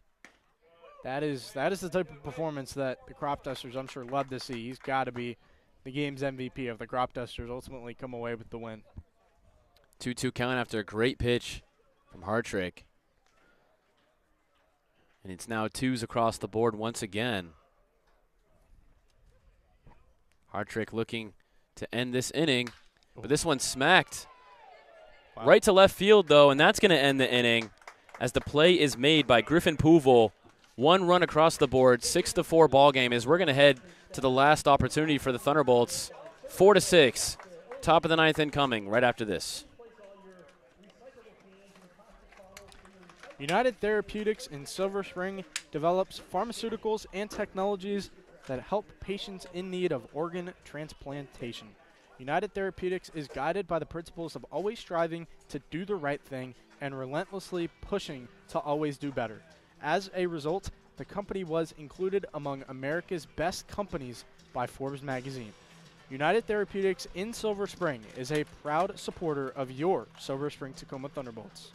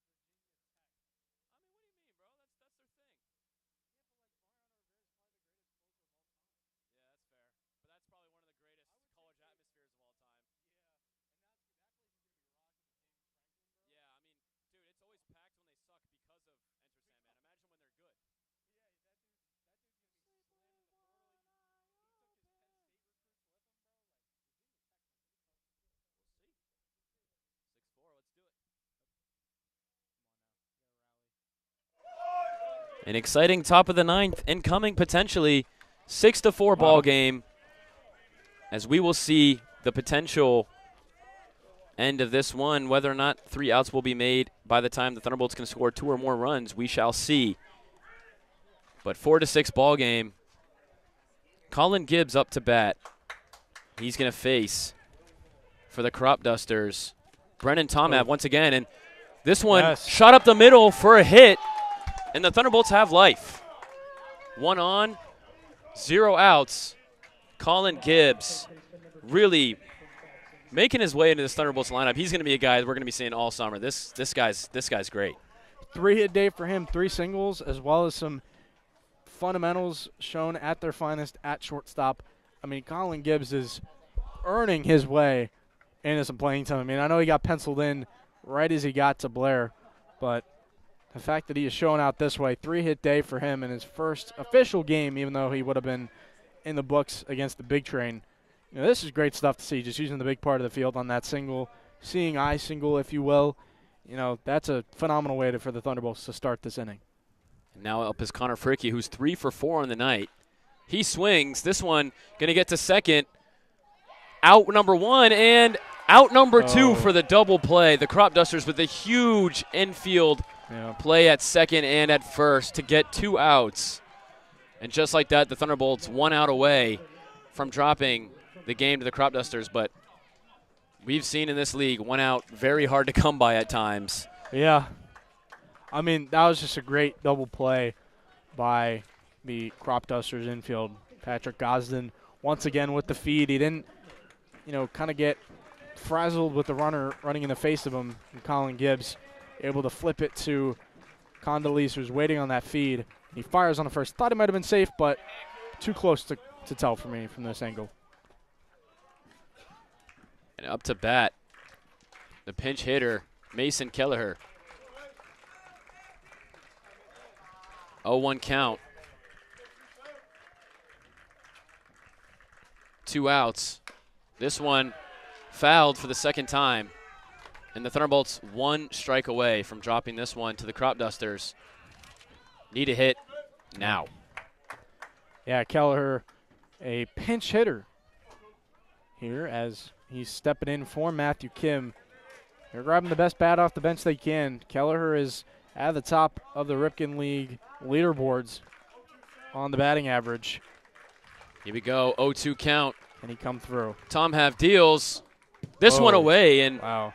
If there was a guy on base, he would have advanced, but yeah, no damage done. 1-2 count. A little smile from Tom Have as he says, my bad. Yeah, Kelleher at the plate now, hitting .588 on the season. That is a top mark in the Ripken League, as I mentioned. He's got 2 RBIs, 2 runs scored in 4 games. Him and Schmeiser, they are kind of on a great timeshare I love what Brock Hunter's got going on in the catching room. And there's strike 3 as the Cropdusters win this one with a backwards K from Brennan Tomhav. And the Thunderbolts are going to drop to 1-6 after a very hard-fought loss, 4-6. The Cropdusters going to take this one, but what a game we had here on this Saturday night. Just over 9 o'clock, 9:13. This one going to go to the Cropdusters. Patrick, we saw a great game tonight. We certainly did, Brian. I mean, this was a really, even battle here at First Responder Field. I loved what I saw out of these T-Bolts guys. Showing some fight late in the game, getting a few runs across, making it close, putting the pressure on the Cropdusters. And, ultimately they didn't get the result they wanted, but, Cropdusters they had the clutch factor. The T-Bolts had a few runners on. They weren't able to bring them in. And instead, Patrick Gosden specifically able to drive in 5, as we talked about, in the bottom half of the inning. But other than that, I really like what this Thunderbolts team was able to do. Just the really good pitching performances, I think, overall. Just a few things went wrong here and there. The grand slam, you wish you could have that pitch back. Everybody does. Giving up a 1 run in the 8th. I liked what we saw out of the starter, Bortner. Tofin showed some good stuff. Hartrick was firing some pitches. So, yeah, I mean, I think there are a lot of positive takeaways that this team can build on, and they didn't get blown out. So, obviously, that's happened to them in a couple of games. But instead, in this one, they kept it close. They stayed in it till the end, until the last batter. So, for a team that's faced a lot of adversity and woes early in the season, I think this was a stellar performance that they can carry over into their next game. Well, let's really quickly go into the stats. I mean, the Thunderbolts, you could argue, outplayed the Cropdusters outside of that grand slam. 11 hits to 6, but unfortunately 6 to 4 on the scoreboard. But going into some of the standout performances, Gabriel Pegis, 2 hits out of 4 with a run and a walk. He had a really nice day at the dish. And also Colin Gibbs, 3 for 4. Connor Fricky, 3 for 5. Those 3 were my 3 players of the game, along with some good pitching from Zachary Bortner. Wade Hartrick showed some stuff as well. 4 strikeouts, 2 innings pitched, 1 earned run. So 6-4 will do it here. The Cropdusters come away with the win. Thank you, everybody who tuned in. We apologize once again for not having the camera working, but we did the best we could with the radio broadcast. It's been Brian Alves, Patrick Moran, my partner. Thank you, everyone who listened. We'll see you tomorrow as we take on Bethesda Big Train, the Thunderbolts. Patrick and Peter will be on that call. Yes, we will. 10 a.m. Get your breakfast ready. Cup of Joe's hot. And, yeah, enjoy some morning baseball, folks. We'll be back tomorrow. Good night, everybody. Thank you.